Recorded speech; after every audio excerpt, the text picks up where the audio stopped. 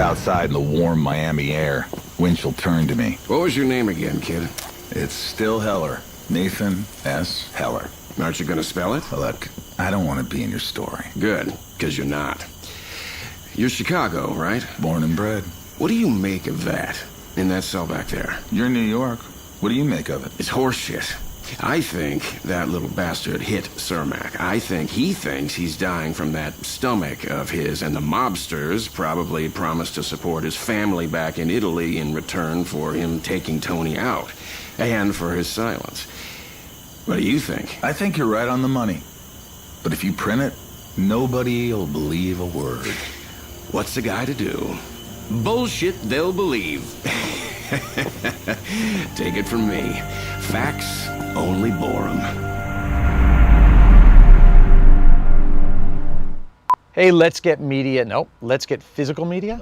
Okay, that's a funny name. Okay, I'm Breck. I directed The Crazies, and I'm really excited that we're coming to physical media with a new HDR transfer this spring.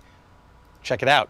All right. Hey, let's get physical media. I'm so glad there are fans of actually buying DVDs out there. I'm really excited that Crazies will be coming with a new HDR transfer to physical media, to 4K and HDR, ready to show you guys. So check it out. That was terrible. Hey, let's get physical media. So happy that there are fans of the Crazies out there and fans that are going to buy the physical disc. We're doing a new HDR transfer, which I'm thrilled to be putting out there, and I hope you guys will check it out.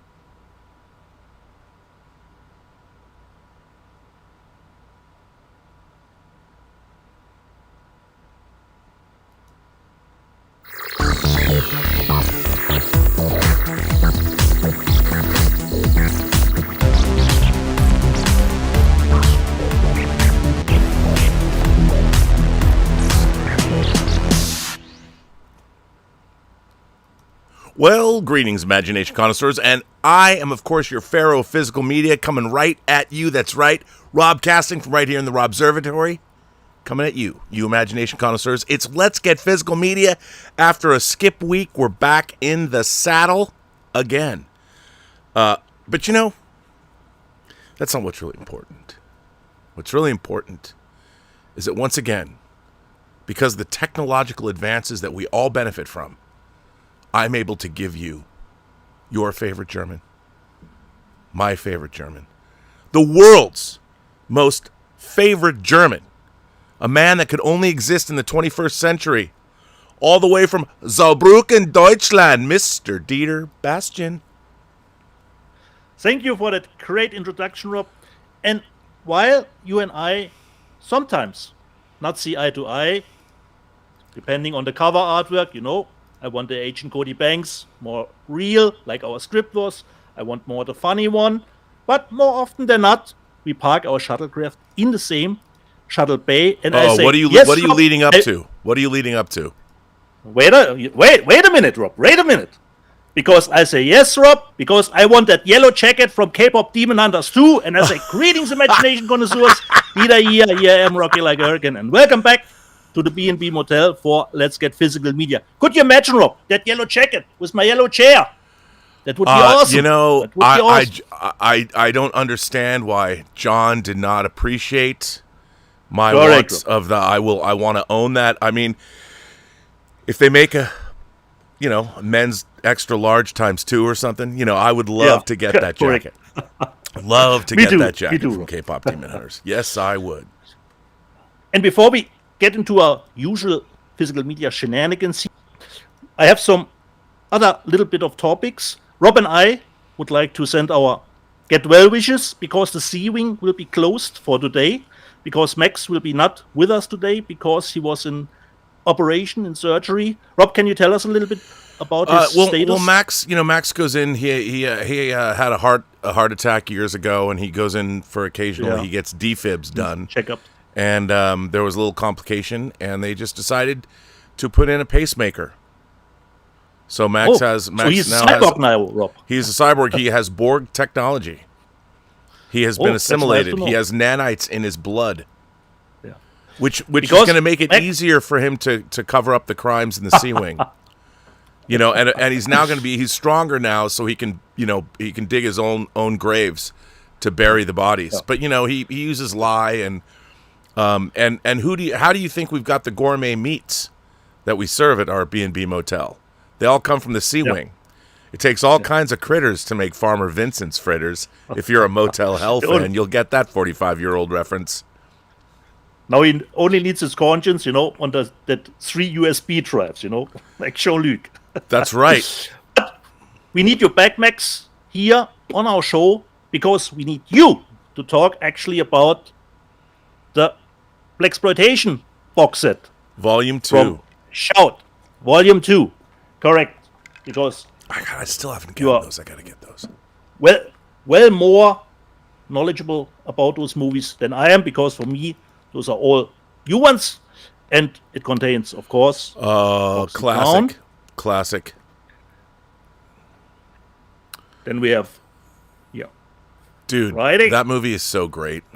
Friday Foster. Then we come to Cotton Comes to Harlem. And they're actually not in the order which they were released. Bucktown. And the fifth one is, I think, one of the first Blaxploitation movies. By the way, Slaughter's great, and Jim Brown's great. Yeah. And I think this, perhaps a sequel, Slaughter's. Oh, yeah, it is. Ripoff. They are numbered, as Shout used to do this, but they are not in the order which they were released. So Foxy Brown is from, let me just see, 1947, but Slaughter is, I believe, from... Foxy Brown is not from 1947.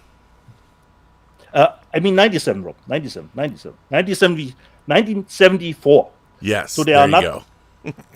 in the order they are released in theaters, but they are numbered in the way Shout does them. So Max, we will wait till you hopefully get back to talk about the Blaxploitation Classics Volume 2. Then, third point on the agenda, Rob, you wouldn't believe it. I'm drinking an alcoholic beverage tonight. Why is that, Because- Peter? There must be a special occasion. Correct, Rob. There's a celebratory reason, which contains only myself. It has nothing to do with the show, but it will It's blow okay. your I mind. celebrate myself usually on a daily basis by myself. It will works blow your every mind time. just as it did when you had that space poster at the Warner office where you thought about life and what does it all mean. No, that was at the Landmark office when I was cutting Star Trek. The experience. Yeah. Because tomorrow, Rob, come September 1st, 2025, I will work at my firm for 40 years. So, prost to myself, Rob, for that. Wow, dude. Hang on a second. You know what? I got to tell you. Tomorrow I start my big workout regimen. So this is my last. The Albertsons is going to be like, why are there all these old-fashioned cocktails left? By the way, $5 Friday. They have $5 Friday at Albertsons. Schnäppchen, Rob, Schnäppchen. Total Schnäppchen. So, prost, Rob. 40 years at Isengard. Can't believe it. At Isengard? I call my firm that, Rob. Oh, I was going to say. Is your company really called Isengard? No, I feel a Dr. Demento song coming on. Yeah. But I feel like I'm working at Isengard, Wow. And Dun, dun, dun, Last- dun, dun, dun. last topic, before we get into our shenanigans. Last week, Rob, we didn't do a show, but I saw you were at the premiere of the Sean Decker movie, and I remember Sean Decker being a guest on Midnight Metal from time to time. Can you tell me a little bit about his movie? I don't know anything about that. So Sean Decker, he's been a stalwart member of the Los Angeles horror scene. He's worked as a journalist. He's produced things. He's a great guy, really nice guy, and he's married to Sarah Nicklin, they've both been on the channel. They were on the channel last promoting Popeye the Slayer Man. I slasher- remember that, yeah. So, and Sean is very much into cars. He loves cars. He loves manual You'd love him. He loves manual transmissions and things like that. So, he directed his his short film called The Rendezvous, Yeah. where he shot it. They stole a lot of shots in downtown LA, and it's basically about Sarah leads a female gang of car thieves, of hot car thieves, and it was basically about her. She's wanted, just getting the hell out of the city and getting into the desert to meet a connection for a rendezvous. But it was him really showing he really knows how to move the camera, and he can shoot great car. I mean, if it wouldn't surprise me that they hire him to direct second unit on a Fast and Furious movie. And it was a lot of fun, you know. And what's really interesting about and this has kind of always been the case, the LA horror. When I say the LA horror community, it's all the people that either have worked on horror films, directed horror films in some way, or are connected to the horror community. And there's still a lot of low budget horror filmmakers in Los Angeles, and they tend to be very supportive of one another. You know, when there's a book signing, everybody turns up. And it's part of the crew that I used to go to Timmy Nolan's every Thursday night. We had a standing date at this Irish pub in Toluca Lake, very close to Warner Brothers and Disney, that we would always go to. And it was kind of a rotating cast of characters, but we've been that since COVID, that all kind of shut down, which was too bad, because it was kind of a nice place to go and kind of recharge and be re-energized by people. But you know, it was nice to see a lot of people turn out to support Sean, and he had a great shindig at their place afterwards, and it was just a lot of fun. You know, it was a lot of fun, and I think it's important. I mean, it's harder for me to show up at these events now because I'm like 90 miles away, so it's a 3-hour round trip for me. But I think it's worth it when someone like Sean, and they're going to be on Midnight Metal soon because they're promoting VHS Halloween, the latest in the VHS series of films. So that's going to be exciting. So that's going to be, I think, early October. So they'll be back on Midnight Metal talking about VHS Halloween. And it's really cool. And then, you know, I'll announce another thing. My friend Rob G, they are publishing a book, Icons of Fright, Icons of Horror. Why do I always get it wrong? But it's a book of interviews with all of these horror directors, horror luminaries. And I'm going to start releasing a series of videos where the guys responsible talk about, it's really, really good, talk about horror, and in anticipation of the release of the book that's going to be coming out in October, you know, for Halloween. So look for that. Awesome. So it's pretty cool, and very, very, very, very excited. So, yeah, and it's Icons of Fright is the name of the book. Icons of Fright. And it's going to be coming out, and you'll be able to get it like on Amazon and stuff. But so that's going to be on the channel, and then I'm also going to be starting Rob and I are going to do a new show called Cinema Palette, where we're going to start looking at foreign film directors and movies that you should see. And then also, you might have seen Alvaro on the channel. We're starting another show called The Forever Era. And The Forever Era is based on, there was a science fiction writer named Theodore Ted Sturgeon who wrote an episode of Star Trek, but he had a famous law called Sturgeon's Law, that said that 90% of everything is crap. But that means that 10%, high percentage, 10% of everything isn't. So the forever, and since there's so much stuff now, like every year, the 90% gets bigger, but the 10% also gets bigger. And so we want to do a show where we talk about our favorite things, whether it's documentaries or movies or comics or whatever, but we're only going to it's going to be a short show, like a half-hour show. And each week we're going to pick one thing. Alvaro's going to pick one thing, I'm going to pick one thing that we just love, and we're going to talk about those two things, or maybe we'll talk about 4 things. And we just want to celebrate stuff that we love, because people are always asking me, give me a list of books, give me this, give me that. And Alvaro is a very accomplished writer, and so that's going to be fun. What I want to do is I want to sort of turn the channel more positive, not that we're not positive, because look at us, we're the most positive guys in the world. But I want to start being more celebratory and digging into things a little bit more. So, because I'm getting more and more letters than ever before, and people are saying, thank you for sending me in this direction, or thank you for sending me in that direction, and it's been really gratifying. So I want to continue that. Unfortunately, Xevious is no longer with us. Rest in peace, Chris. So I can't have him do these cool graphics like you're looking at right now. So there you go, sir.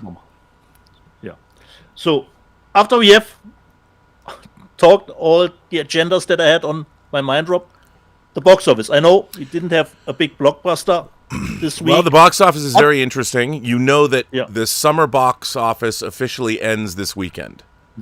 I mean, tomorrow is a holiday in the United States, so I guess you include that as well, September 1st, because Labor Day is traditionally when the summer box office ends. But according to Anthony D'Alessandro, today, August 31st, summer is ending with $3.76 billion, which is near even with last year, thanks to Weapons, but it misses the $4 billion projection, probably because Superman and Fantastic Four did not make as much money as thought. But so here we go. A pretty anemic Labor Day box office, which will get the summer box office to $3.67 billion in updated ComScore figures, which is 0.2% with last summer's $3.677 billion. So it's about just a little bit of a difference. A little bit. We'll get into the hows and whys of summer later, but May was the only month that was up this year over last May. It was up 76%, while June, July, and August were all down. All 3 months totaled $2.68 billion, down 13% from a year ago. There was heavy pressure out there for the marketplace to deliver a $4 billion plus May Labor Day total, a figure which was constant for the summer domestic box office since 2012, except for 2017 and the pandemic.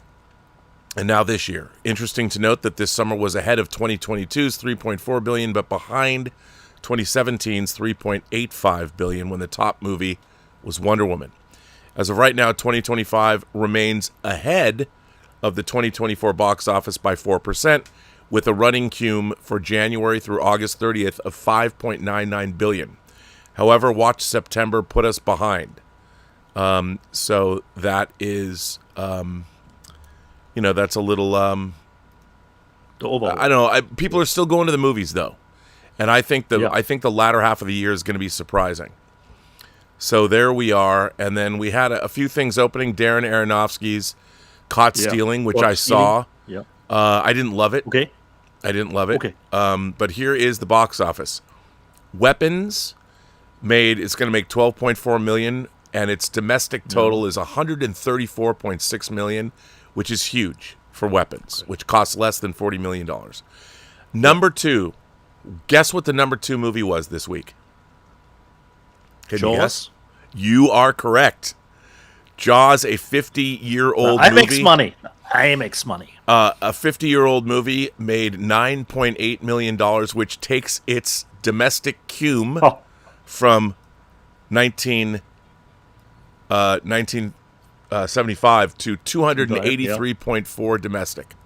Caught Stealing didn't do that well, with $7.825 million for the 3-day. For a 4-day at $9.5 million. Freakier Friday made another $8.3 million. Its total is $82.2 million. The new comedy Roses, which is based on War of the Roses, is going to do $8 million domestic. Bad Guys 2 did $6.35 million, which is now at $74.6 million. Fantastic Four First Steps made $4.8 million for a total of $265.8 million domestic. Superman, even though it's available on digital, made another $3.28 million for a domestic total of $351.7 million, which is pretty good. Nobody 2 at number 9 is at $2.3 million. It's made a total of $20.5 million. The Naked Gun is up to $51.2 million, and The Toxic Avenger, which was able to get released, is at $2.2 million at number 11. So there is the box office, my brother. A movie that seemed dead and buried, and it's getting pretty good reviews, actually, Rob. Yeah. Toxic Avenger. It's What I out hear. there. Yeah, People are boy. watching. People are seeing. Yeah. So there you go. Nice. Considering stuff that I watched digitally, Rob, I watched the second season of Twisted Metal on Peacock. Thoroughly enjoyed it, even a step up from the first one. And I have to praise Universal for their release strategy, because the episodes are only half an hour long. They released 3, then every week 2, and 3 on the back. So just over a month, they spread the second season, which for me was totally great, because you could have drawn this out over 3 months. So just compressed in 1 month, totally fine. Really had a good time with it.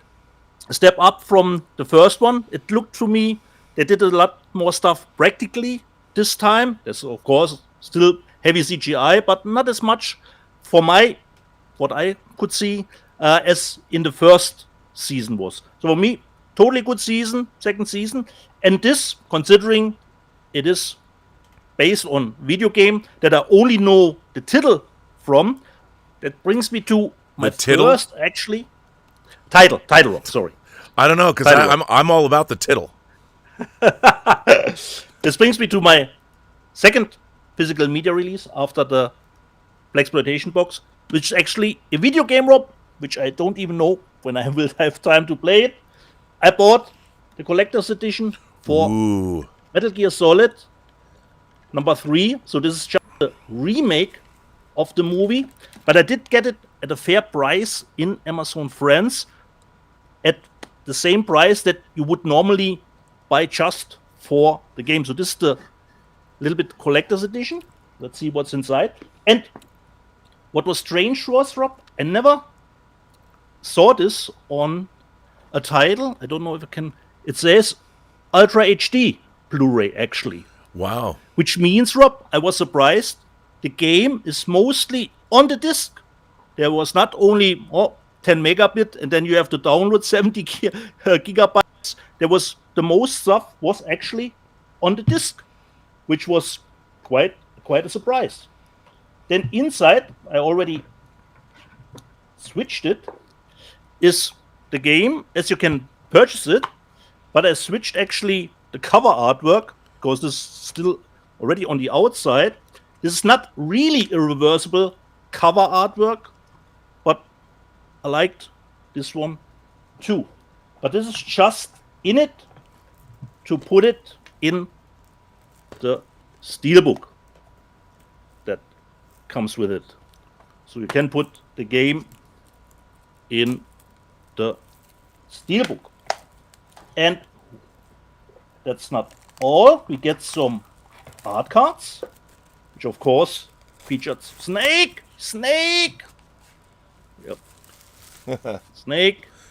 Oh, yeah. There was Ocelot, Eva, Morgan. Of course, so we have some art cards. Put it inside. And I show it just inside. We have the famous RIP as a keychain and a little fox patch. They are nicely in that box there. So this was my video game that I actually purchased. It is installed on the PS5, but I don't know when I will get around to it. Then Rob, a movie that was in production, I don't know how long, but I was curious about it. I saw Red Sonja. You did. Because it features, our favorite R&R girl, Matilda Lutz, and it was directed by MJ Bassett, which he did back in the day, Solomon Kane. And Rob, I did find out I own it 2 times, and I can't tell you why. I have no idea. Why do I purchase it 2 times? He 2 times. Solomon Kane, 2 times. and she, now MJ Bassett, did direct Red Sonja. And how can I phrase it? It's what you're expecting. I have no idea what the budget was. I did try to find it out. I couldn't get any information about the the budget at all. And for me, the biggest problem is that it actually looks like a TV movie. Just from the Right. look of the movie, it looks crisp, nice, but it feels some texture is lost in the movie. So it feels more like a TV movie. There is good stuff in it. For me, the best part is actually Robert Sheehan as the Emperor. He plays really great. He's a great, actually, antagonist. And actually, Rob, I can get behind him way more than actually Red Sonja, because he tries to bring, Rob, civilization to the world, technical advancements to the world, get rid of your godlike thinking. So I was really on his side, and he had a really nice backstory, actually. And he played totally great. And Matilda was fine too, but she was a little bit outdone by her horse, actually, because the horse was a great actor, I have to say. So 5.5, it is rotten, even if I think I've brought the right calibration for the movie. It has some good elements, but unfortunately, TV movie. Then, on Tuesday, on digital, got released the Alison Brie and Dave Franco movie Together. And I totally had a blast with it, considering the body horror stuff that is in it. The movie looks great. The only drawback for me was there's a little bit CGI involved. That is recognizable. But if you're into body horror, Together certainly will fulfill that quota that you were looking for. And for me, actually, Rob, Together, I like it more than Weapons. And the last one, Rob, I watched Ghost Killer. And Ghost Killer is from the makers, of my favorite assassins, from the Baby Assassins series. Ah. And she, here on the right, she plays in Ghost Killer, actually not a killer. She is a student who stumbles across a bullet casing which is tied to a hitman which got killed. And she sees him as a ghost, and he can possess her, and she needs to find out who killed him. So really nice one, Ghost Killer. And my friend Henning informed me that this will come out from Velgo USA on physical media. I didn't saw it in the news pop up, but I have already pre-ordered it. Ghost Killer from Velgo USA as 4K and as a normal Blu-ray. So this was what I've seen, Rob. I give it over back to you, and I can put the Metal Gear Solid collection. Okay, well, well, I did see Darren Aronofsky's new movie, Caught Stealing. Yeah. And That's a little bit. I'm a big Aronofsky fan. I mean, I remember when I first saw Pi when it first came out in kind of late 90s. I was blown away by it. It was obviously another stunning indie debut, and then he went on to do things like The Fountain and, of course, Requiem for a Dream that everybody remembers. Harrowing, but great. And I was really looking forward to Caught Stealing.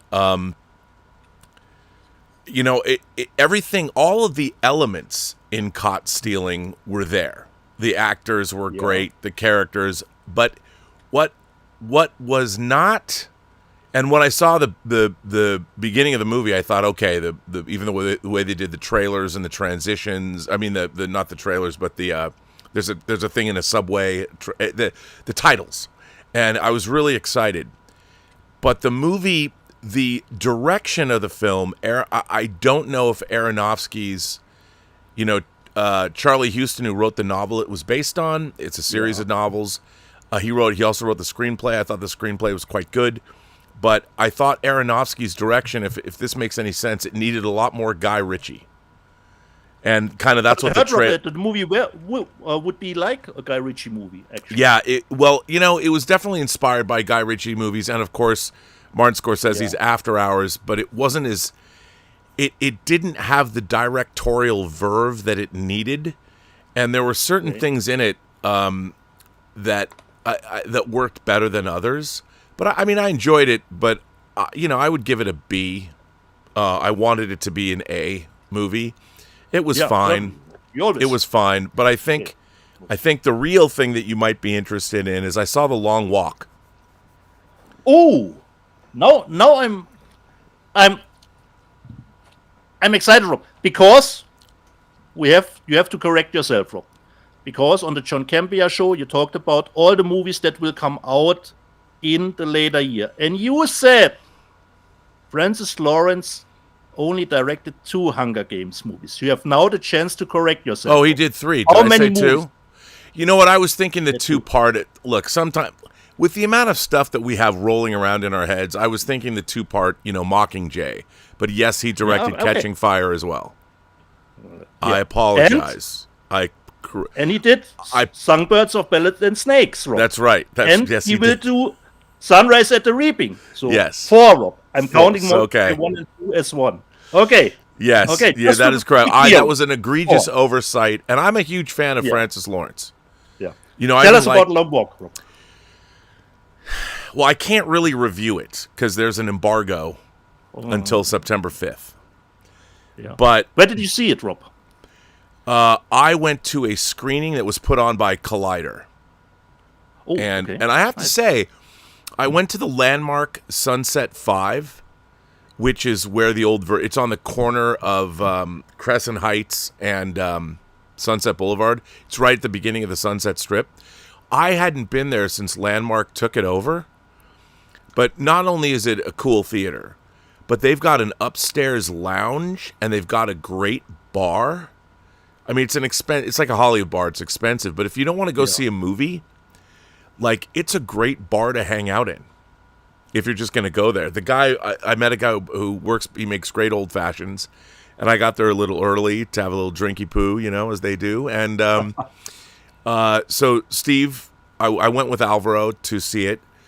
And I have to say that it's one of the Stephen King books that I loved. It's certainly my favorite. So for those of you who don't know, Stephen King, when he was writing in the 70s, he wrote The Long Walk when he was 18 years old. But in the 70s, he wanted to see if it was his writing that people loved or just that he'd become famous. So he created a pseudonym, Richard Bachman, and he published his early works under the title Richard Bachman. And the first book he put out was a book called Rage that he's actually pulled from release, and he would like to get rid of it for all time. Because Rage, I thought, was a great book. Rage is about a kid who comes into his homeroom in high school, blows away the teacher, shoots the teacher in the head, kills his teacher, and then holds his class hostage and has kind of like this encounter group. And when it was written in the 70s, the idea that kids would bring guns to school and shoot their fellow students was science fiction. Nobody would ever, of course, we live in a much different world. So that was the first Bachman book. The second Bachman book was The Long Walk. The third Bachman book was called Roadwork. And the fourth Bachman book is The Running Man, that was adapted to the Arnold Schwarzenegger movie. And Edgar Wright, it's so weird that here in 2025, we're getting The Long Walk and we're getting Edgar Wright's version of The Running Man. The movie they already made of The Running Man bears very little resemblance to the novel. So I first read The Long Walk under Richard Bachman's name. I didn't know Richard Bachman was Stephen King yet. Nobody did, except my friend Shade Roop. So I read The Long Walk. You didn't believe him? I didn't believe him. I read The Long Walk in 1980, and I found the book in the South Mercer Junior High Library, and it was kind of a cult novel. People who'd read it talked about it and kind of said, "Oh, have you read this book?" And what was really interesting was my friend Shade, I'd made a new friend because I met him when I was working at this frame store when I was framing movie posters, and back in the 8th grade. And Shade and I started going to movies together, and we were kind of joined at the hip. And Shade used to write Stephen King letters, and Stephen King would write him back. Like they would have a correspondence. We're talking early 80s, right? Yeah. And the cover of The Long Walk, the main character is wearing, if you look up The Long Walk and you see the original paperback cover, it's a red cover with black text, but the cover has a painting of Ray Garrity, who's the main character, kind of walking, and he has a number on his chest, like if you're running in a marathon, and the number was 47. And in the book, The Long Walk, it's mentioned somewhere in the book, it's mentioned somebody, maybe it's Ray Garrity, that his address is East Broadway or something. And I remember my friend Shade came to me one day, and so Richard Bachman was kept a secret until the 5th Richard Bachman novel, which was Thinner. And it was the first Richard Bachman novel that, by the way, was turned into a movie with Robert Burke in the title role. But so with Thinner, somebody had figured out, based on copyright notices or something, that Stephen King was Richard Bachman, and they were going to release that material.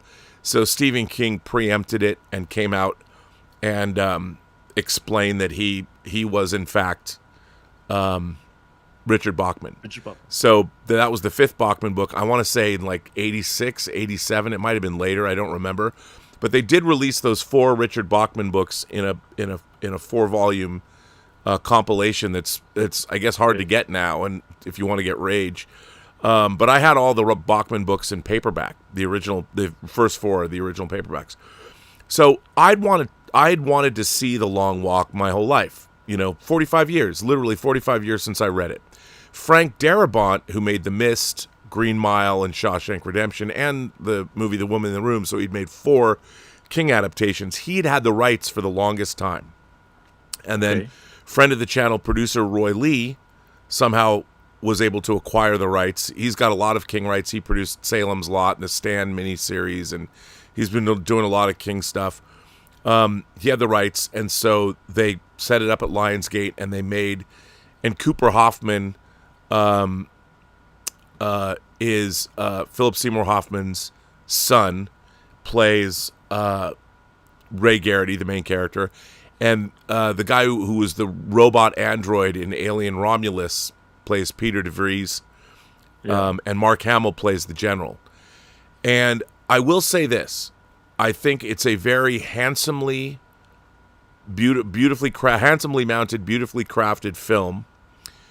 But there were changes made to the story that I thought I have varying degrees of thoughts about changes that were made. And I did have a conversation with somebody, I won't say who, that's very involved in the production, that did say that they'd shot 2 different endings.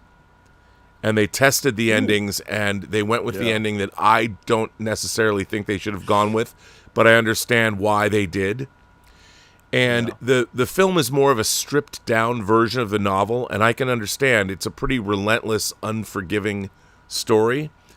But I do think it has the potential to be a Gen Z zeitgeist movie, because it is unrelenting and unforgiving, and I don't think it's the kind of thing people are used to seeing. I don't know if older audiences are going to embrace it, but I think younger audiences, this is going to be a movie that a lot of people, especially younger audience members, are going to see this movie and they're never going to forget it. So they're having a really fun event where, so the premise of the movie is it takes place in sort of a dystopian future America after an unnamed war. They insinuate it was probably a civil war. Yeah.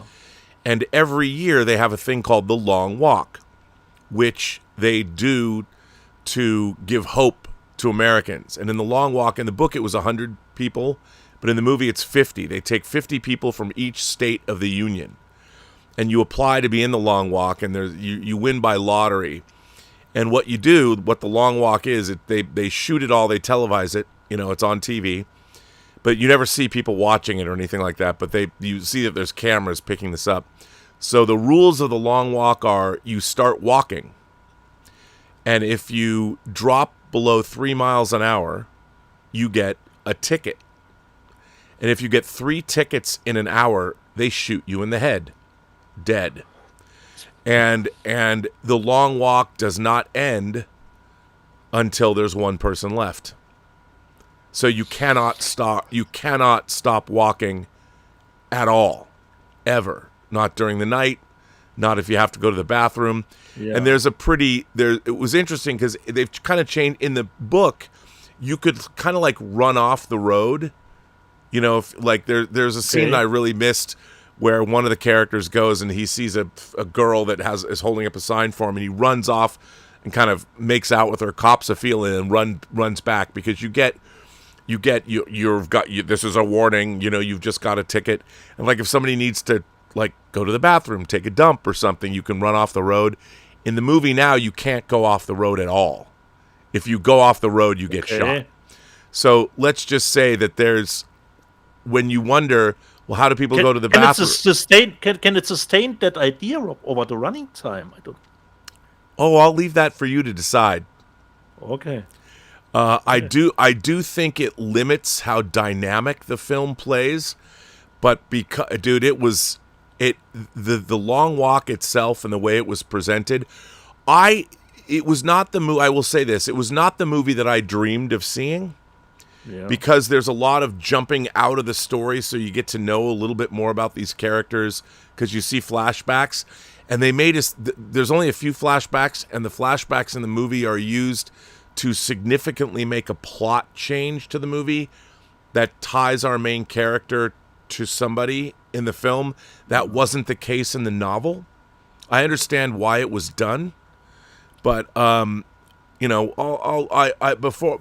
I will say this.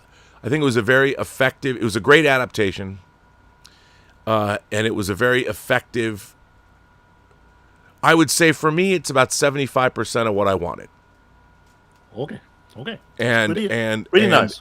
Yeah, Actually. And after 45 years seeing it, it's going to be. I'm really excited to see how audiences respond. Yes. And they're doing an event where apparently they have people who are going to have to walk on treadmills while they watch the movie, and if they drop below 3 miles an hour, they get pulled off the treadmill and they can't see the rest of the film. So that's a cool idea. When is actually the release date, Rob? The official release date? It opens a week from Friday, the 12th of September. Okay. And nice. I did write our girl Lisa Stevenson at because it is Lionsgate. I said you better film that event. For the physical media release. Yeah. So yeah. Certainly. So it was very interesting. So everybody go check out The Long Walk. Yeah. Well, speaking of physical media, Rob, I think we should show stuff because 2 weeks means I have a quite big haul, Rob. Who starts? You go ahead. Okay. First one. Let's get the trash out of the way. I have not seen it. Blind. Cat in the Bag. Blind Buy. Movie is just called Kill Her. You know? Wow, that seems imaginative. Yeah. Just what the Texas Chainsaw Massacre ordered. Next one, I already showed the American version, which was just the standard Emery. Now I have the Steelbook to prove it. Final Destination, Bloodlines, the 4K Steelbook. This comes from Italy with the 4K and the Blu-ray. And the inside depicts the nice starting setup of the movie with the Space Needle. So, Steelbook, Final Destination 6, Bloodlines. Then I got stuff from Severin, which I ordered. Wow. And just little, okay, put that aside. Cat in the Bag, I don't know anything about it. The movie Sisters comes with a different cover. Now that's the remake, and this right? Is, actually, that's the remake. I think you told me that, Rob. Yeah. It's close of Savini and Stephen Rea. And this is a 3-disc set, so 4K Blu-ray, and actually the soundtrack, which looks pretty nice here, as you know, the old tapes, and it actually has a booklet in it too for the movie. Let me just see. There's really a lot of text, and okay, I don't know if this was already a little bit of a spoiler, so not many pictures actually to show. So Cat in the Bag for me, Sisters from Severin. The second one, really looking forward to watching it again, because I can't remember actually what I thought exactly of the movie. I've got Kill List. Oh man, I love that. Yeah, I got a big Severin order I have to place. So different cover artwork beneath it, but this is just I said, the Blu-ray and dude, that movie 4K. kicks ass. You don't remember that? Need to watch it again, Rob. Oh, it's so good. I have seen it, Rob, back in the day, but the memory, the damn memory. And we have a lot of special features, actually. Ben Wheatley's cinematic masterpiece, it says. Yep. It's a quote, at least, on the backside. It gets under your skin and stays there. Killist. And Kind of like herpes. last one. The last one from the Turkey, and I don't know if I know any other movie from Turkey. Bastian, the 4K, which comes with different cover artwork. Again, a Underneath. masterpiece. Nah, wouldn't go that far up. Come on, dude. Well, How many I horror wouldn't go- films do you get from predominantly Muslim countries? That movie's dope. But I saw that the director has a new movie out called Sayara, which looks a little bit actually more up my alley. So Bastian, the 4K, but the transfer was really, really nice to see the movie in that quality again. Then a movie that I watched this week, and I have to say I was a little bit disappointed. It seems to be a classic for a lot of martial arts fans in the Eastern community, one of the first ones. But for me, unfortunately, the test of time was not kind to actually come drink with me, which came out from 88 films. Story of my life. Get the the different cover artwork or the original one. So we have the 4K, the Blu-ray. It's not a booklet, it's just the poster artwork. And unfortunately, Rob, even the picture quality was a little bit hit and miss. Because the problem is, if you have a shot that is out of focus, no 4K transfer in the world can change that. It's actually perhaps more the discrepancy that you get can even be more, I think, hit or miss. So me, come and drink with me, considering the fight choreography, it's still in the early days, but this movie is almost 60-year-old. It's from 1966. Way up more my alley. We stay in the topic. Hong Kong action cinema. We go to late 80s, 90s. I've got German company Shamrock, Angel Terminators, Rob, and all that on that cover here is in the movie, Rob. It is in the movie. It is not a lie, what you're seeing here. And what I always love, when they put, because you can get the movie in different cover artworks, you get the other cover artworks here in it too. And I totally had a blast with this one. So, Angel Terminators 2, which of course has nothing to do with the first one. You can totally watch them separately, but they decided to give it the title Angel Terminators 2. And you already see, we see Iron Angels 1. I've got Iron Angels 2, and I know Vinegar Syndrome has that collection where they featured all three Iron Angels movies together in one setting. But I heard the same German company will put out Iron Angels 3 here too. And it will be, I heard, the longest version of the movie. I hope it will come out here in the later half of the year too. So I will actually skip on the Vinegar Syndrome and have my German media books. Iron Angels 2 and Angel Terminator 2. Rob, you had that movie in the news section, and it looked really interesting to me, but it's a cat in the bag for me. I have not seen it yet. This is the German media book, Russian movie.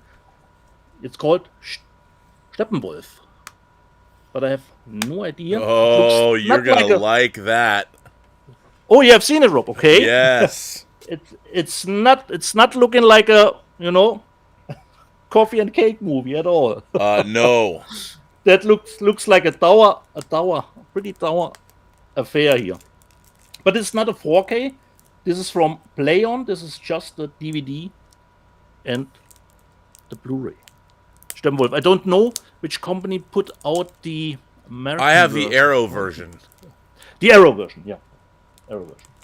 Steppenwolf. Then, one of the, would put it perhaps even in the top 5 from Danny Yen. This movie, Flashpoint, for the first time available in 4K released here from PlayOn, and actually has, if someone is interested, English subtitles are available.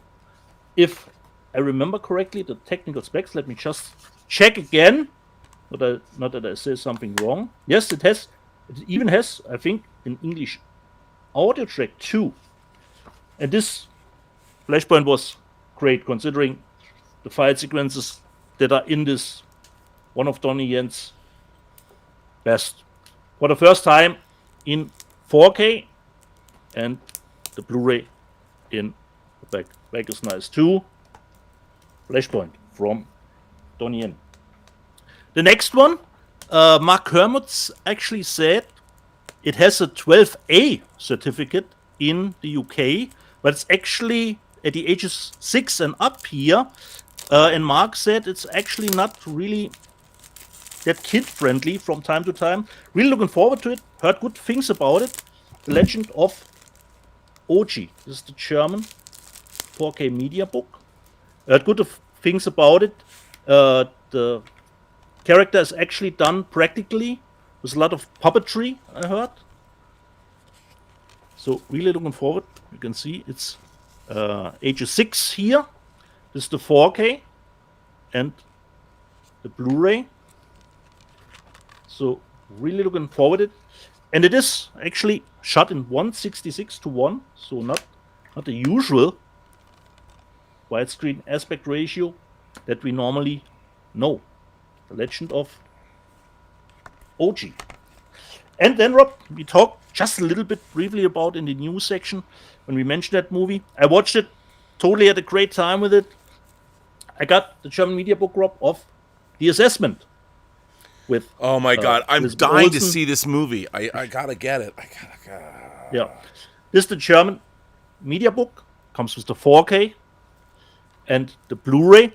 Because I knew the setup, dystopian future, and if you want to have a child, you have to go through The Assessment. But I didn't know how The Assessment would play out, and there were some nice moments in this movie. So really enjoyed it, Rob. Really enjoyed.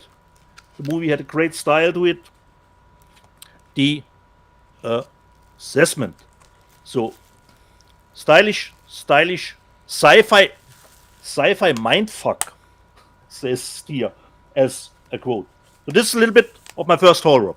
The Assessment. It's a good haul. I have to start, of course, with some of these sponsors of this channel, obviously. I want to start with Warner Archive. You know, when I ever get stuff from Warner Archive, so eclectic. Little stack from Warner Archive. 7 Women. This is a John Ford, the Searchers John Ford. A John Ford movie I have never seen. And it says an important motion picture of strong dramatic impact, outstanding performances, gripping suspense, and an exciting denouement. And love, lust, courage, and cowardice, faith, fury, and sacrifice. 7 women. Dun, dun, dun. I mean, I got to tell you, George knows how to pick them. And again, John Ford, and I've never seen it. Another movie called Ida Lupino and Dennis Morgan and Joan Leslie in The Hard Way. Again, haven't seen this movie. Sisters face to face, one burning with love, the other seething with hatred. A story of crushing power. I'm telling you, George knows how to pick them. And according to Pauline Kael, this is sharply observed and well acted. I would imagine, because everything Warner Archive puts out. And then I love this. Intruder in the Dust. It's sensational. And this says one of the great cinematic dramas of our time. And, okay. And who shot Vincent Gowry in the back? And it's a murder mystery. And then a musical. Oh, that's good. Murder mystery. A musical, That Midnight Kiss, and it's the introduction of Mario Lanza. So, you know, it's Mario Lanza's film debut. An important film, probably, but MGM's sweetheart of Technicolor musicals. And you know, Keenan Wynn is in this. Ethel Barrymore is in this. So here you go. I can't wait to see this. It's Technicolor. These transfers are gorgeous.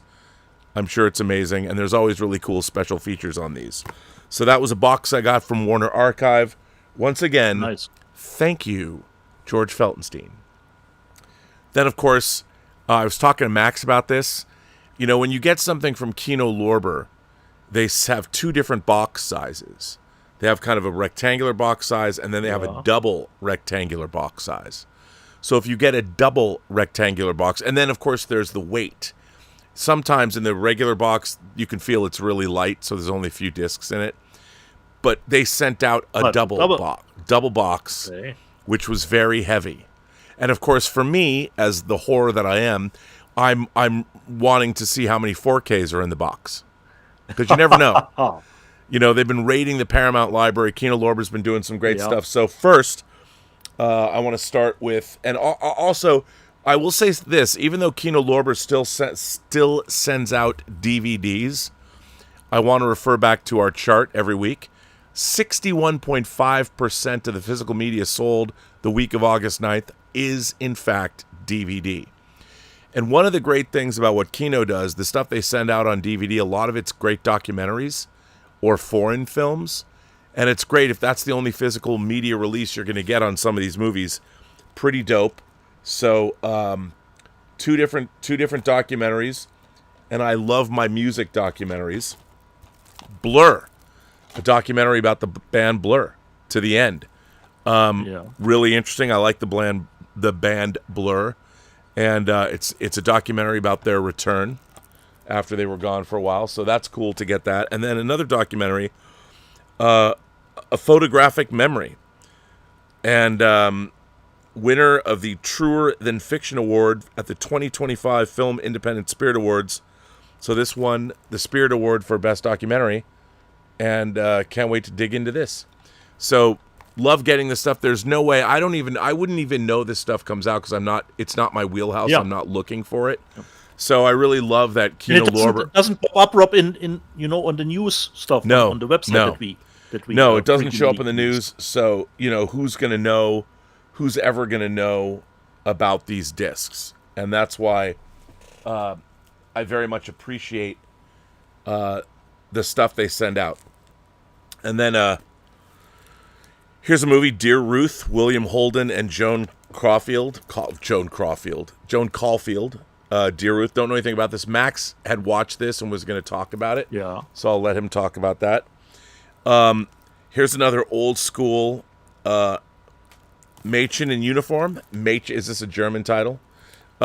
This is a milestone, of queer cinema. They have a lot of Kino Lorber supports of the LGBTQ films, but Romy Schneider stars as Manuel, a sensitive pupil who forms an attachment to a compassionate instructor.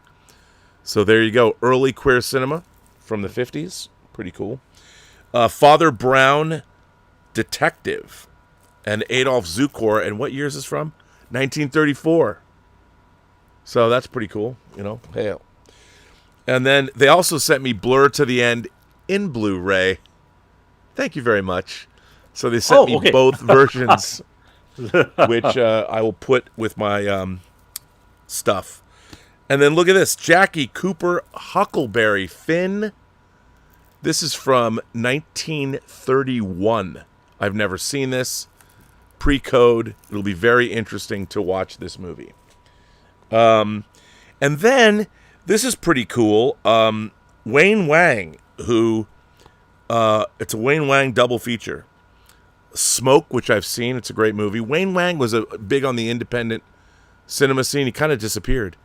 And then also Smoke and Blue in the Face came out. Which who's who of independent cinema icons. I mean, if you look at this, William Hurt, Harvey Keitel, Stockard Channing, Harold Perrineau, Giancarlo Esposito is in both of these movies. Ashley Judd, Forrest Whitaker, Michael J. Fox, Jim Jarmusch, Harvey Keitel, Lou Reed, Roseanne, Mira Sorvino, Malik Yoba, who I've worked with, and Lily Tomlin. I mean, this is a mid-90s potpourri of great actors. And then a Woody Allen film, Scoop. Not one of his best, but I like it. I'm a huge fan of Woody Allen. I always will be. And, if you look into the case where it's ridiculous. But anyway, Scoop from Woody Allen. And then finally, always good to get a Kino Cult title. And this one is in 3D. Frankenstein's Bloody Terror. This is Kino Cult spine number 35. And yes, as Kino Cult is wont to do, it has the cheesy 60s ad, or 60s one sheet, chock-a-block full. This is from 68. And by the way, yes, indeed, it comes with 3D glasses. So if you want to watch it, and they're not polarized, obviously, they're the blue and the red 3D glasses. It says... If you don't probably, Rob, don't have a 3D TV, you know? So realistic that horrifying monsters jump off the screen almost to touch you. So that's Frankenstein's Bloody Horror. I've never seen this movie. I would imagine it's probably not great. But hey, the Kino Cult label continues to delight. So there you go. So that's I'm still surprised, Rob, how many movies were actually done in 3D back in the day. There was a lot. And this movie is only 78 minutes. So if you don't like it, it's not that much of your life. Yeah. So that is the first haul. That's the first bit of haul. That's from Kino Lorber. And I'm not done with Kino Lorber yet, but that's Kino Lorber and Warner Archive. Okay. Before I go on, Rob, I have letters, Rob. Actually one, but it's a two-parter from our friend Paul and Brunotto, because he forgot something and then he sent the second part later. So he goes on with his summer movie releases of 1975. Greets to you, Rob and Dieter, and of course the live chat. So this is the last letter addressing the summer movie release of 1975. And the first to mention is The Land That Time Forgot, released in England in late 1974, before coming to the US months later, is based on the 1918 Edgar Rice Burroughs novel Adventure Fantasy during World War I. I'm assuming many people watching this show have not seen this movie. Oh, contraire. Wait, I just want to say, first PG movie I saw in the movie theater. There you go, Paul. There you go. So you're not alone. Which is a gem, so I won't ruin the plot, as I saw this film in 1975. Mind you, I was 8 years old, so seeing it as an adult, you might find it campy or corny, but I love it. It's definitely a coffee and cake movie. It is streaming on MGM Plus on DVD. A special 4-movie Blu-ray box set from Imprint is soon to be released. Next is, you showed the Steelbook that will come out later this year, the Rocky Horror Picture Show. When it first came out, was a thunderous stud, but a few short years later became a staple at midnight screenings across the country and became a cult hit. 50 years later, with midnight showing still in theaters, and with a budget of $1.4 million, it has grossed more than $166 million, not including home video sales. It's available on DVD, Blu-ray, and finally, a 4K release coming soon. And the last one, Coonskin, part live action, part animation. This controversial movie was written and directed by Ralph Bakshi and produced by Albert S. Ruddy, The Godfather, and Cannonball Run, with voice talents of singer Barry White, Philip Michael Thomas, Miami Vice, and Scatman Crothers, The Shining, Twilight Zone movie, and many other movies. It's a movie of its time, but quite brilliant on DVD and out-of-print Blu-ray. Hopefully the summer movie release of 75 have piqued your interest for you to watch again, or for the very first time. Catch you later, Paul and Brunotto. And then he sent the second one, which Rob already did a little bit considering the box office. Jaws 2025 box office. Almost forgot to mention the 50th anniversary release of Jaws, back in theaters this weekend in IMAX, real 3D, and 4DX with an estimated 8 million haul, placing it number 2 behind Weapons, as Rob mentioned in the box office report. That's truly amazing, as the power of film is everlasting. Did anyone in the live chat see it or going to see it today? Rob, does it play in 3D again? We need that 3D. We need that It 3D is Blu-ray. playing in 3D. I am seeing it with Elizabeth at 3:30 this afternoon. Awesome. That was the letter from Paul Allen Promotional. Nice. Should I go with my second haul, Rob? You go. Okay. Second haul from Shout. A little bit stuff that I didn't already own. Waited for a price drop. Not all, but the first one is a price drop. I got the 4K from Shout Select. Rolling Thunder. And this one is numbered as like the exploitation movies. This is 159. Rolling Thunder. But I'm late to the party, so probably I don't know if that had a slip back in the day when it was released.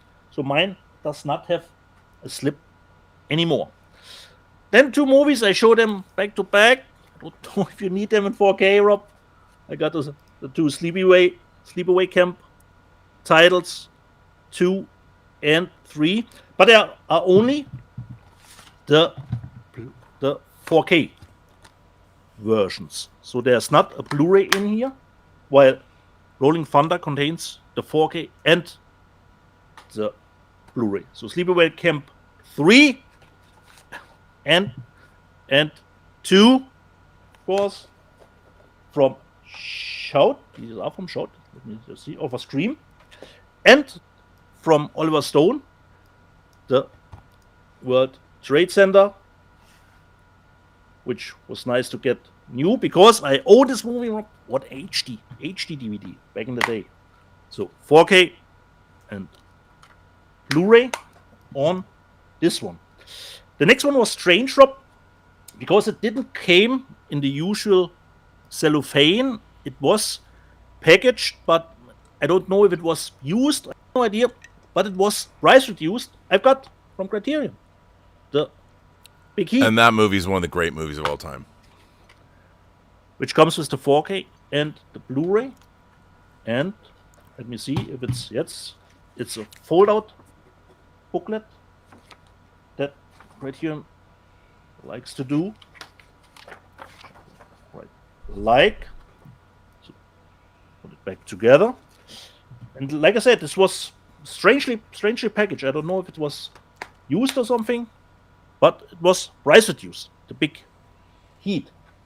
And Rob, considering all our pre-orders, sometimes I forget, and I actually got this a second time because I forgot. I already own it. But the first one, the first steelbook that I got, has a little dent in it. So, but this is really pristine. So I will keep that.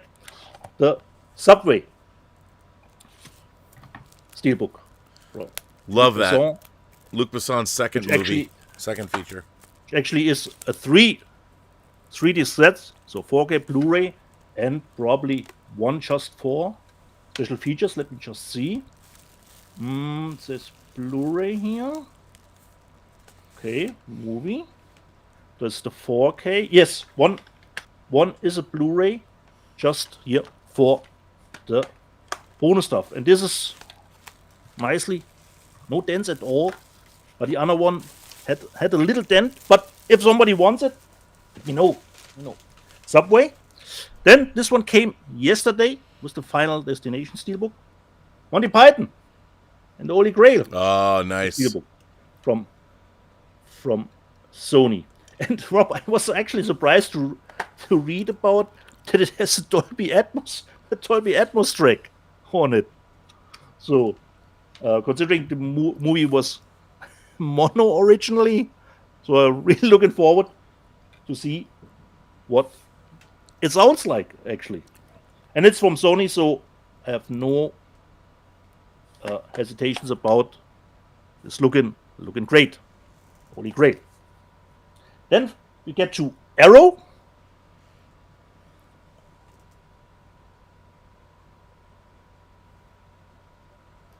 Wait, did you freeze?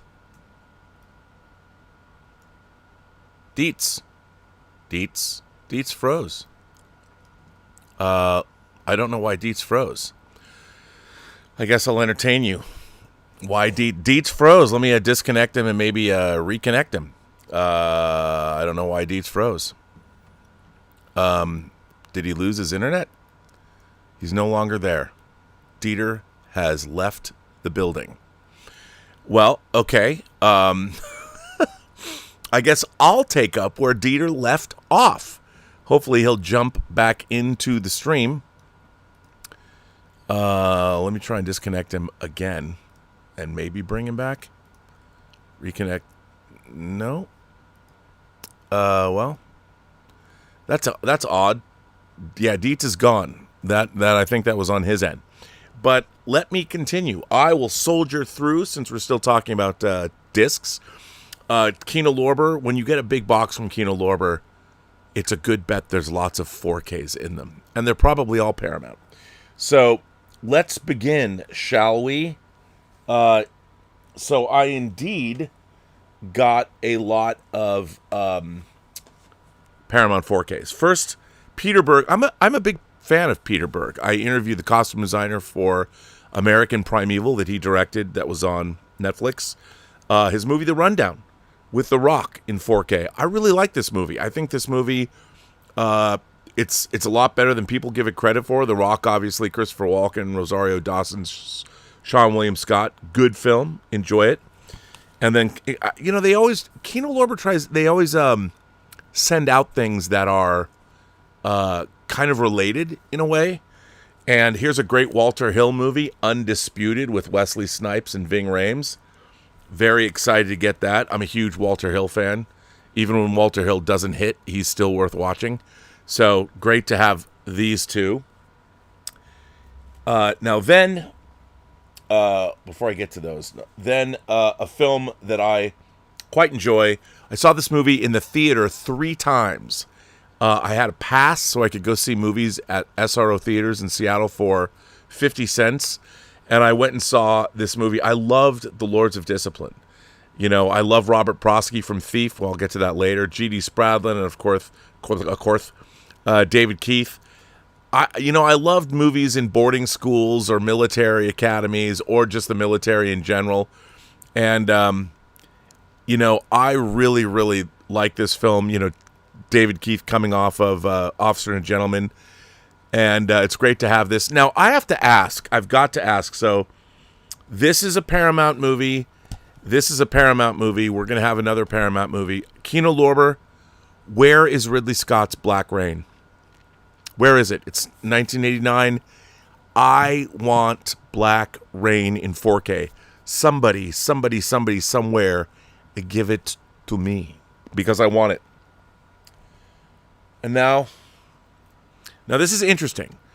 So we previously covered on the news. First of all, I should say, when I was a kid, I loved 70s disaster movies. We got a lot of them, and they were great.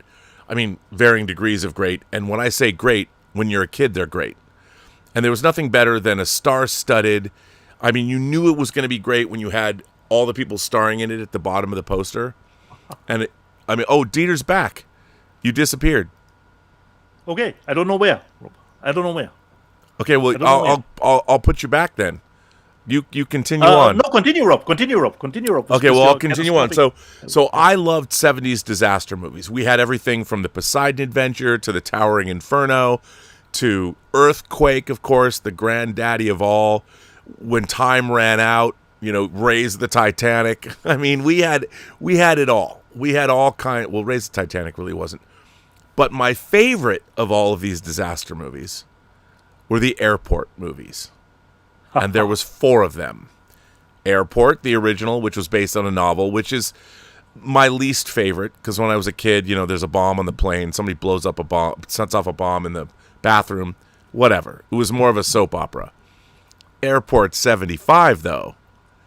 Karen Black is a stewardess. A 747 is hit by a small plane. It opens up, it takes out the flight crew is gone, and a stewardess has to land the plane. And when I was a kid, when I was a kid, my friend Jeff Swafford and I would build models of airliners. We loved airliners. We loved DC-10s. We loved 747s. We loved 727s. We loved DC-10s. I mean, we loved all of it. 707s, they can really move across the sky. We loved airliners. And he had like a train set, and we go play at his house, and we loved to have the planes crash into the trains.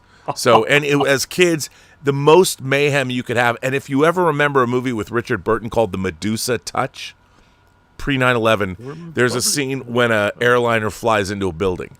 We love that shit.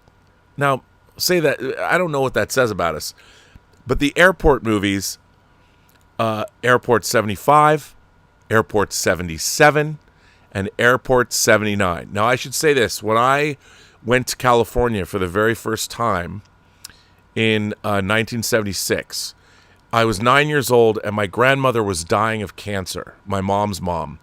And she was my best friend. She was 56 years old. She was younger than I am now. And she was dying of cancer. She was a beautiful woman, and I didn't know. They wouldn't tell me. They wouldn't, for whatever reason, my parents thought, oh, we're not going to tell you that your grandmother is dying of cancer. But we went on sort of like this goodbye tour, although we didn't know it was a goodbye tour. So we went to California for the first time. We went to Disneyland. We went to Lion Country Safari. We went to the San Diego Zoo. We stayed at the Beverly Wilshire Hotel. And my grandmother took me to a toy store in Beverly Hills. And she said, you can buy anything you want. Which I thought was, and I bought two things. And one was Maskatron, which was the 12-inch figure who was the enemy of Steve Austin, the $6 million man. But why that was important was Maskatron came with different faces, and they had yet to make an Oscar Goldman figure, so I didn't have Steve's boss. So I wanted Maskatron because he could be disguised as Oscar Goldman, and I needed an Oscar Goldman figure.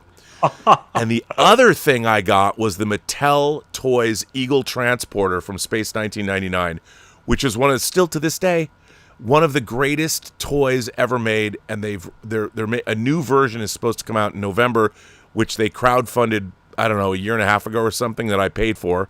So I guess I'll get that this year. So I got that. And interestingly enough, my dad left it in the back of a taxi on the way to the airport. And that became a whole rigmarole, but he found it. And it was in a big box. So kudos to you, Dad. He's no longer with us either. But so I got those things. But we went to Universal Studios.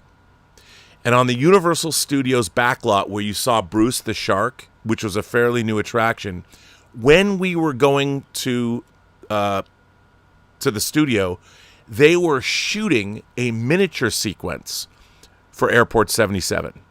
And they had the 747. They had a big oil derrick and a big painted backdrop. Yeah. And in the movie, the 747 crashes in to the oil derrick, and it crashes into the sea and sinks in the Bermuda Triangle. I got to see that being shot, the miniature shot of the plane. We saw it because the tram stopped, and we were able to watch, and I saw 2 takes of it. And it was on wires, and they flew it, and they made it look like stormy sea. It was unbelievable. I was 9 years old, and this is pre-Star Wars. And I already love movies and everything. I don't think it was that moment, because I built models. I built models, airplanes, and I had built models of 747. I had a Braniff International, the orange Braniff International with the white tail. I had built a Braniff International 747 model, and I thought it was the greatest thing ever because it was orange. And, when you're a kid, what are you going to think? Orange airplane, awesome, right? So I'm watching a model airplane being crashed into the water in the back of Universal Studios, and it was the most mind-blowing thing that I ever saw, because I was on the Universal Studios lot watching this being filmed. So in 1977, I don't know when in 70s, I don't know if it was pre-Star Wars or after Star Wars. Maybe it was after. When I saw Airport 77, and that shot that I watched being filmed was in the movie. So I saw that shot in the movie, and I saw Star Wars in the same year. Those two things made me want to make movies probably more than ever. So Kino Lorber has released all 4 airport movies in 4K. All 4 of them. Now, in this box, they only sent me the original. So they have an airport box set with all 4 in them, which I thought I was getting. I didn't know that they were going to release individual discs. So I don't have the original, because that'll probably come in the box set, which I hope they send me. But so I have I mean, look at these covers. Airport 77. Yeah, covers are dope. Airport 75, Airport 77. And then we come to this. The Concorde, Airport 79. This is easily one of the worst movies ever made. It is also Holy moly. It is also a movie. Even with that plane, Rob. Even with that iconic plane. I love this movie. Here's one of these weird reality ripping films. So I saw this I was so excited to see this because it was about the Concorde. This movie has a fucking banger Lalo Schifrin score. This theme song to this movie, the main title track, sounds like fucking Star Wars. This film is terrible. It is absurd. The effects are awful. They're just not good. I mean, but I will say this. I mean, look at that. How cool is that cover with the sunken plane? Yeah. I mean, Yeah. there's a great book. It's like a coffee table book called The Stewardess is Flying the Plane. That's all about the disaster movies of the 70s. If you can find a copy, if you have the means, I do recommend picking it up. The Stewardess is Flying the Plane. So I told Max Allen Collins about this movie. And it was before he went back into the hospital to get the pacemaker. He came out of the hospital, and I said, dude, he'd never seen this. You've got to watch this movie.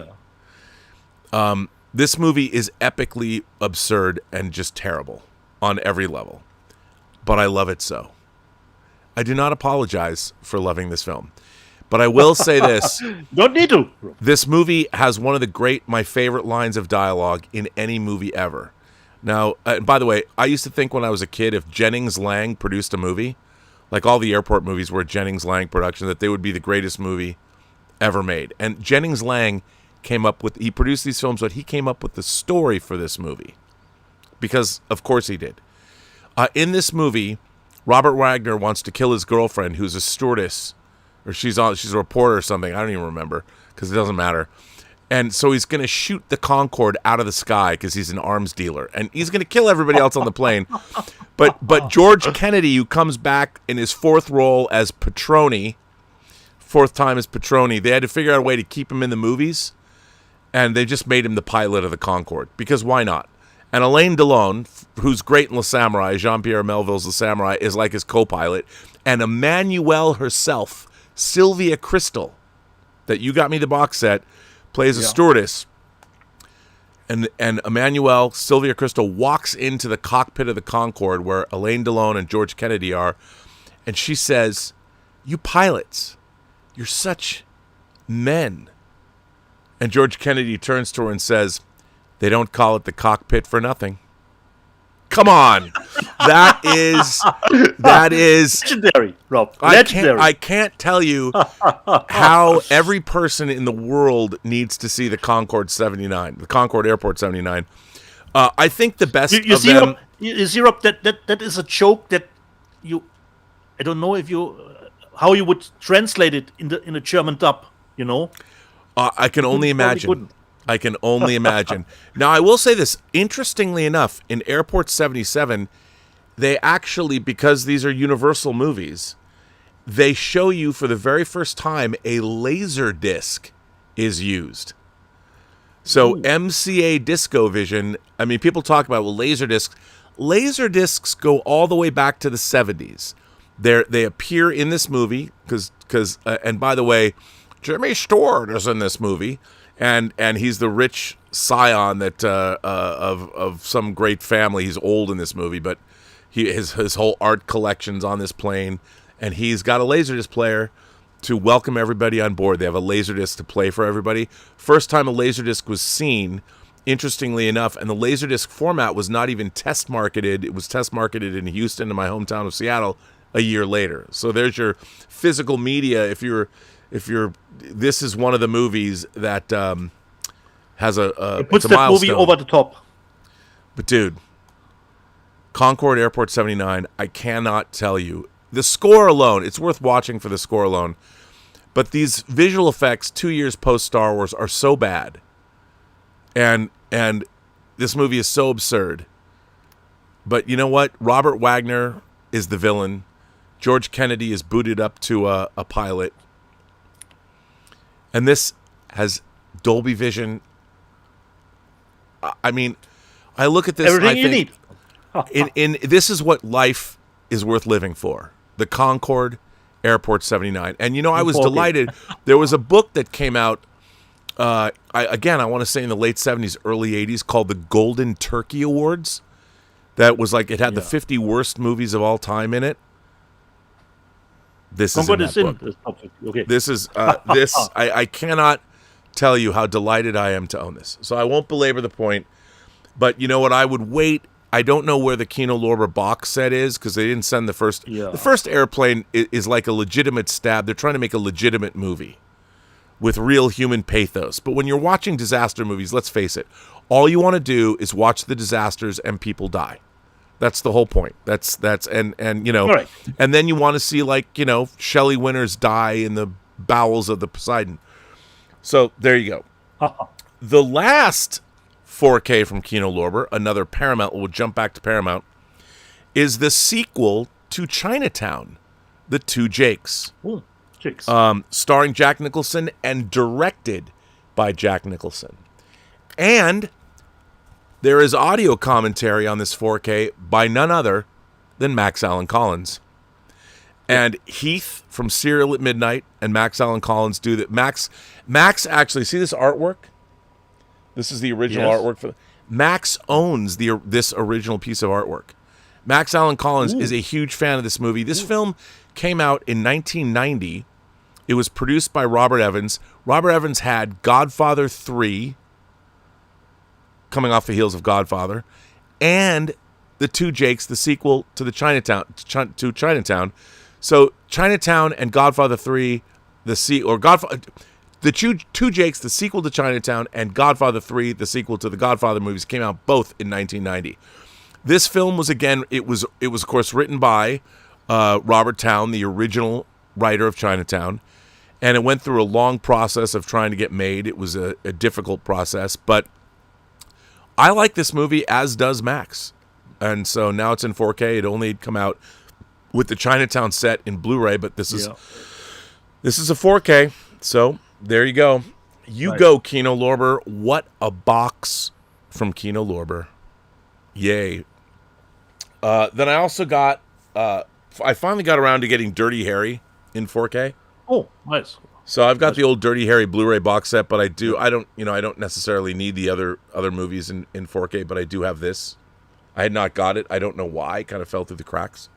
Yeah. Then I got a box from Arrow, and Don Siegel, one of the late movies in John Wayne's career, The Shootist. I really like this movie with Lauren Bacall. It, of course, has the original artwork. You know, it's Arrow. It's limited edition. I really like this movie, and so this came from Arrow, a brand new release from Arrow of The Shootist. Not their normal bill of fare, but I'm happy to get it. And then finally, because it's one of my favorite movies of all time, and Criterion did not. So anyway, let's first of all, Michael Mann's Thief. This is a repop, a reissue that they've already put this out before on Blu-ray. Arrow has. This is the 4K version. Criterion's 4K was beautiful, but the reason that I got this is it's got the 4K and the original theatrical version. Only the director's cut is in 4K, but the original theatrical version's on this. I could have just hung on. I mean, I still got the regular Blu-ray, but because I like this movie, you got me a German media book of Thief. Thief is kind of like To Live and Die in LA for me. I don't care how many copies of it I have. I just had to get it. Nice. And then my release of the week for me is the first out of Shout's new Golden Princess Hong Kong cinema discs, Ringo Lam's City on Fire, with a young Chow Yun-Fat. You know, they're releasing all of the John Woo movies. This is not a John Woo movie. This is a Ringo Lam movie. I was very surprised how this movie looks. I don't know if they use AI. It looks pretty terrific. And they're showing really great stuff. Obviously, Quentin Tarantino lifted a lot of this for Reservoir Dogs. But I'll be buying all of these Golden Princess titles. We're getting Peking Opera Blues. We're getting a lot of great stuff, but this is the first, and I really like this movie a lot. So now, we can start delving into these. Very much worth your time. So that was this week's haul for me. Nice, Rob. Then I should probably do the rest of mine. Yes, you should.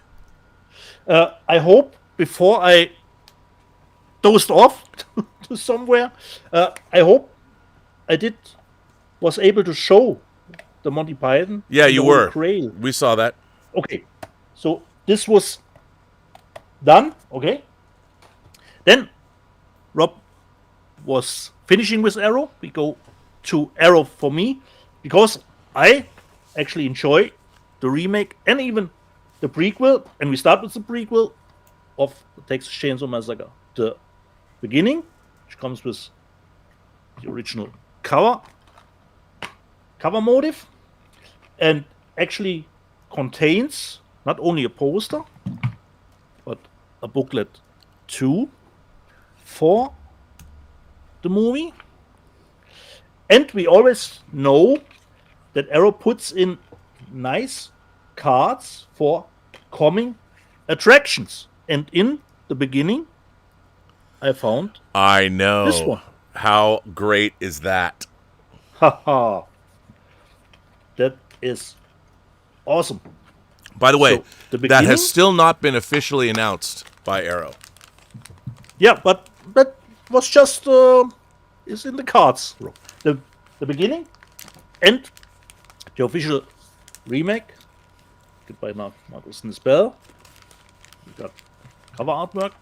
Once again, only 4K. You have to be careful with Arrow.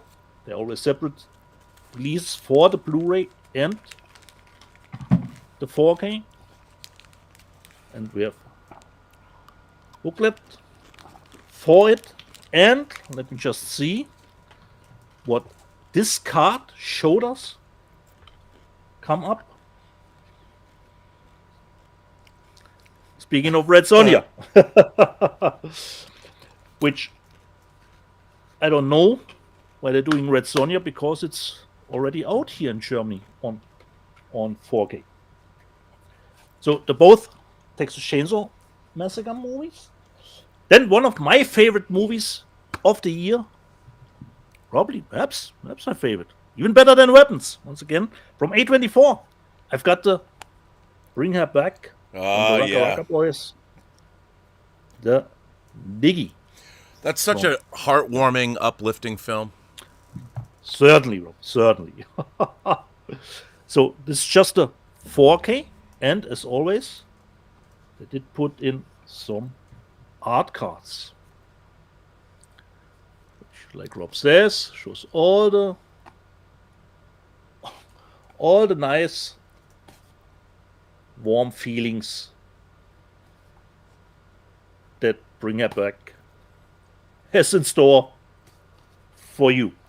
So Bring Her Back from A24. Just put it back. And I don't know, are they actually numbered? No, numbered. They are not numbered. Because they are always in the same format. But they are not numbered. Wait, put it aside. Then I talked about this movie when I saw it digitally, and I'm happy that it got released in the UK on physical media, even in 4K. The movie Tornado. So not a different cover artwork below, but I was surprised actually that there is at least some art cards added to it. And I quite enjoyed actually Tornado. You shouldn't expect an action fest, but Tim Ross was great in the movie, and some of you perhaps know him from Slow Horses on Apple. There she is. She is actually called Tornado. That is her name. And then we have those two nice poster cards. Like Mark Kermit said, or not Mark Kermit, one of his colleagues said, the Scottish samurai movie that we didn't know we needed. So, Tornado. So, just put that aside. It's a little bit tricky here. The art cards. Then the last three. When we did go off the air last time on Let's Get Physical Media, I talked to you about this release, that I was waiting for something really special that I was looking forward to, and that I had four pre-orders running because I couldn't believe how hard it was to get the title. And then, Rob, just after midnight, because it's pretty close to midnight when we end the show here, I've actually got the shipping email, Rob. I couldn't believe it. The shipping email. And I got it in the mail on Monday. Musical History, Deep Purple, made in Japan, in a nice deluxe box set, which is pretty identical considering how it's done with the Black Sabbath dude. one. I remember that. Like And that's this one- is that that's the old that has been a stalwart. They've released that many times over the years. That's a great. Yeah, many times. But, now we're getting finally Blu-ray in it with Dolby Atmos, DTS 5.1, or even DTS Stereo, or even the original stereo mix is on a Blu-ray. So this is just a slip for it. Then we get poster from back in God the day. bless the Japanese. That came from Japan, right? No, it did not. Oh, it It's didn't. just Oh. the international release, but really hard to get. It's sold out almost everywhere, but it's not limited. They will repress it. So this is, let me just see. This is actually, I think this is the program, Japanese program Yeah. for the tour, reprinted actually with Japanese signings inside. Then we have a booklet for it. This is the more known cover of the album. And I can't believe how old the album actually is. And then we get 1, 2, 3, 4, 5 CDs, which is always nice. They are a little bit made like vinyl, considering how they package the discs. So you've got the original album, then we've got the individual concerts from Osaka. There were 2 dates from Osaka that they played. Then we have Tokyo, because the complete album was, of course, a mix of those. Then we have, which is new to me, the encores. Wow. And of course, the most important thing, like I said, Rob, the Blu-ray of the original album. So there are no encores here. And I listened to it, Rob, and I'm in 7 heaven. It's just like when we watch 4K, we want to sound it like it. We listen to it for the first time, and I was really, really happy with the mix. But like I said, it contains Dolby Atmos, DTS 5.1, stereo remix, and the original stereo remix. So for everyone, should be happy. And this, Rob, I hope, like with the 4K releases, is the final time I have bought Made in Japan. Because How many times do you think you've bought Made in Japan in your life? No, I would say 3 or 4 times, I would think. Probably. And we heard that album back in the day, up and down. So, let me just... But put you'll never that have to back. buy it again. Yeah, finally, Rob. Finally. And it was really, I couldn't believe how hard it was. And I had pre-orders done back, and I was never able to pre-order it on Amazon Germany. So the purple made in Japan. Then the last 3, Cat in the Bag for Me from Claire Denis, Rob, from Eureka. Trouble Every Day. So this is a Cat in the I'll Bag be curious for to me, hear what you actually. think about that. Looks like coffee and cake. Not like a coffee and cake. It's not a movie at coffee all. and cake film. No. I saw it in the theater. From Eureka. And Eureka is actually numbering their movies from the Masters of Cinema Series 2. And I'm surprised they are already at 322, actually. So we've got, it's not a 4K. Doch, it is 4K and Blu-ray. Sorry for that. And this was the slip. And we have art cards, yeah. But I have to be...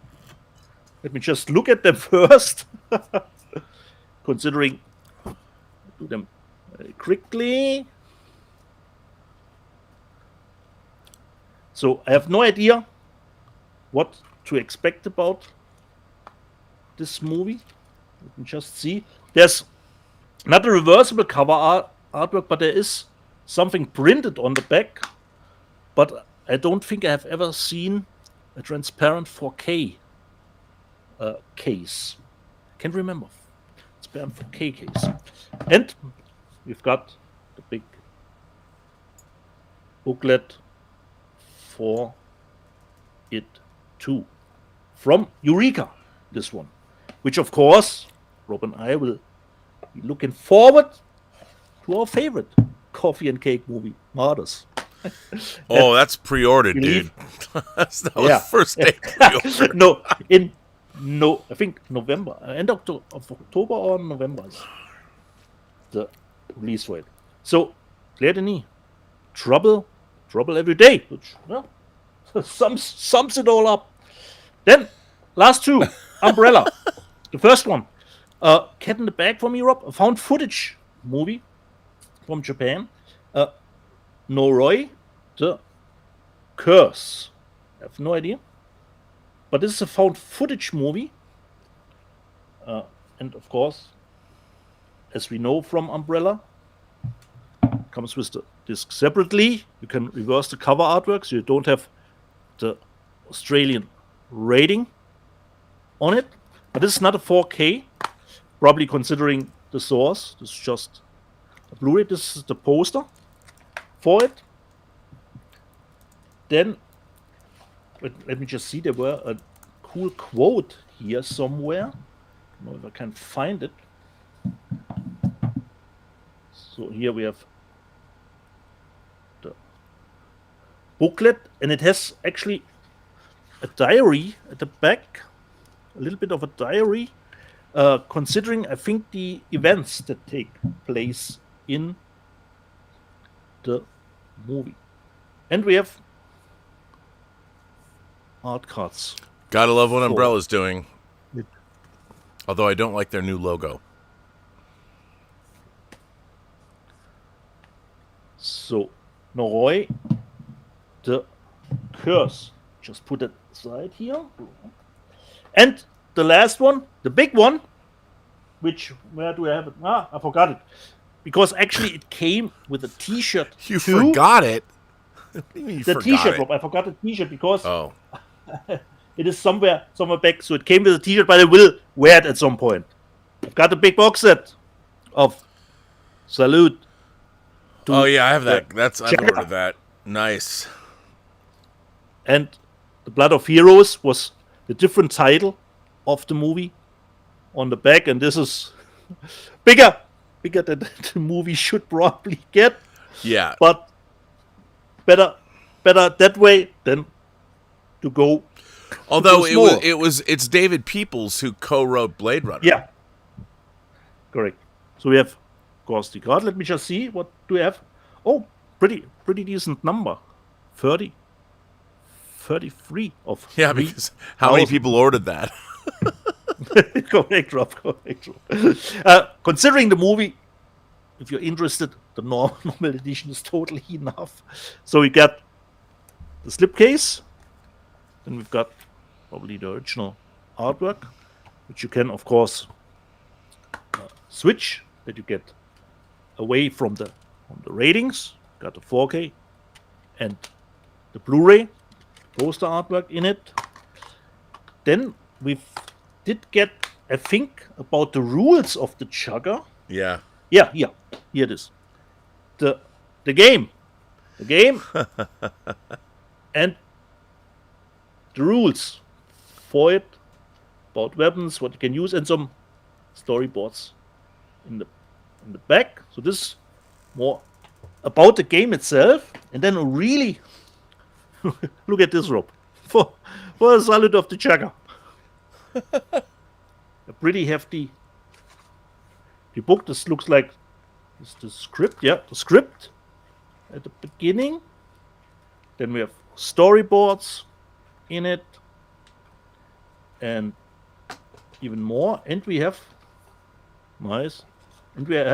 poster artworks from the different countries for the movie.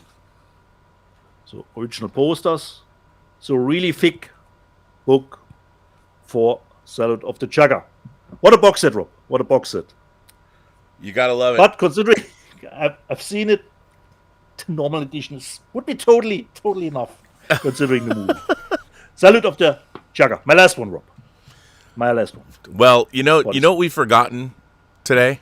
Okay. Superchats. Oh, correct, Rob. Rob. We haven't done any super chats. We haven't found out what do people want to say. There's not that many of them because people are like, we're not going to send them in. Okay. Those guys they don't care about us. We do care about you. We do. Let me hear. BDEP celebrates 24 months of membership. Greets, gents, R&B. Where do you stand on the Wizard of Oz AI changes at the Sphere? Blasphemy or acceptable? For those of you who don't know what he might be talking about, at the Sphere in Las Vegas, which is an unbelievable venue. You know, I remember watching it being built. There were videos of it being built, and I was like, this is the most insane thing ever. I have not been in there. I'm supposed to go to Vegas for a meetup in 2 weeks on a Sunday, which I might not be able, so I won't be able to do the show necessarily. But so what they did was they did a version of the Wizard of Oz to show in the Sphere, and they had to CG a lot of elements. They had to expand things, make it bigger. It's incredible. Now here's the thing: the movie's available. You can get it in 4K. There's a beautiful edition of The Wizard of Oz that Warner Brothers has put out to make sure that it's preserved for posterity. I have no problem if somebody wants to take a movie like The Wizard of Oz, came out in 1939, and use modern technology and show a new audience. I mean, its 100th anniversary is less than 15 years away. To show it in a venue like the Sphere. And I haven't seen it. I've only seen clips. I've seen people have made videos online. It looks amazing. It's amazing. And, John Campy has been in the Sphere, and he said the venue's incredible. So if they're going to do something like that, as long as the original version is available, that's fine. What you don't want to do is supplant the original version from a historical perspective. You want to make sure that it's preserved so people can see it. But there are going to be people, especially people that I'm not going to watch an old movie from 1939. They might go to the Sphere and see it. My only problem is the tickets are $250. Holy moly! And so I looked into it and I'm like, I don't have $250 to spend on a movie. I owe people money. I got special features. I mean, I have Kickstarter perks to make. I mean, I'm behind the 8 ball here. So $250 to go see a movie. The way I manage my life, I got lots of coupons. I get a lot of free discs. I don't know how I do it. The only money that I spend, a lot of money that I spend is on dog food. To be honest, that's I can imagine, Rob. Over the month. It's true. Over the month, if you look at how much my spending is, it's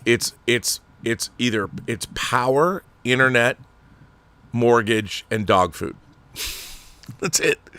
The four essential things. People would think like, well, how do you get all this other stuff? Well, that's all. That's all. Keep it secret, keep it safe. But that's discs are the least of my expenses. I assure you. Half the stuff I showed today, thank God. But whether it's Lionsgate, whether it's Warner Brothers, whether it's Kino Lorber, I thank you all for sending me discs. I appreciate that. But $250. However, it is an experience, and the Sphere is an incredible. I haven't been in there. I've looked at the exterior of it, but the people. I mean, the Backstreet Boys concert they did. If you've seen any, it's insane. Yeah, that's what I wanted to ask you, Rob. What is a concert ticket then actually for the Sphere? Oh, they've had tickets that go into the thousands. But it's Vegas, and they've Look, and the thing is, as long as the original version is available, I have no problem with what they did, because they've turned The Wizard of Oz, which is a pop culture. It's a foundational. When you think about the art of cinema, that's really only existed for a little over 100 years. There are going to be people that have never seen the original. A lot of people. They used to show The Wizard of Oz. I am willing to bet, over the last 40 years, in America, CBS would show The Wizard of Oz every year. And it was something families saw, and you'd sit around and everybody would watch it together. I think I probably saw it 10 times on broadcast TV growing up. That is gone. So there are many people that don't understand. I mean, The Wizard of Oz has transcended into the timeless. It's a period piece, but it's a fantasy. So even kids are like, well, I'm not going to watch an old movie. They'll watch it because it exists outside of time and space. And I think what I've seen at the Sphere, it's insane. Absolutely insane. And I really want to go experience it. If I can, I mean, maybe if I save up my... Because the thing is, YouTube takes a lot of... When you send a super chat to somebody, YouTube takes a lot of that super chat. Yeah. And I have no problem with that, because they're providing this incredible worldwide venue. You get much more on tips. I don't promote one either way. I've never been, and that's why I don't say like and subscribe helps the algorithm. I don't say that. I figure our audience knows that. And if they want to support the channel, they can. If they don't want to, they don't have to. I mean, I don't make that a big deal. But if I get a lot of tips in the next 2 weeks, I'll go see Wizard of Oz. But I ain't going to take anybody with me. I do really want to go see it. But again, you have to book tickets in advance. I looked into it because we're doing the movie meetup. I am going to drive out to Vegas for the movie meetup for John Campia.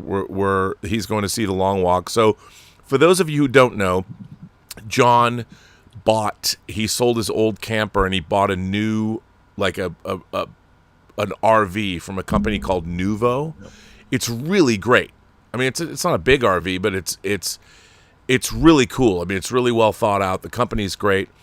And so John got it, and part of the reason he was able to get it is it becomes a tax write-off. The company buys it, and he's been driving around doing these movie meetups. He went to San Diego, he went to Arizona, but the week that The Long Walk opens, which is not this weekend, but this coming weekend, but the weekend after next weekend, he's going to Albuquerque, he's going to Denver, he's going to Salt Lake City, and he's going to Vegas. He's doing a tour, and he's going to go have movie meetups, which has been really cool. The turnout, I haven't been there, but the turnouts have been great, and the audiences have had fun. But I'll roll out, because for me, it's door to door to Vegas from my house is 3 hours, and I like driving, and I usually just call a friend of mine that we yammer on the phone for hours anyway, so time goes by lickety split. So I'm going to go out for the Vegas meetup, which is for The Long Walk. I don't know where it is, but somewhere. But when I go out there, I'm like, I really want to see Wizard of Oz in Vegas. So it's just, I can't afford it. I mean, I can't with my razor thin margin of staying alive. $250 for a ticket, dude. That's rough. That's rough. It's steep. It's steep. But I do think the question was, what do I think about it? And I think it's BDEP asks. I think it's cool as long as the original is available. Another View says, any word on Lionsgate limited Steelbook releases for the Saw films in the near future? I was really hoping for a box set of Saw 1 through 10 or even individual Steelbook releases from Lionsgate. Thanks, guys. I have not heard anything. Rob, number 2, 3, and 4 are exclusives on Amazon, but just single Steelbook releases. Yeah, they might all wind up on Lionsgate Limited. I am not sure. I haven't asked Lisa about this. I know that they're going to make. I've written a little essay about Jacob's Ladder that I think they haven't officially announced Jacob's Ladder yet, but we'll get to that in the news section. But that's their next stuff. They announced Meatballs and they announced a couple of other things.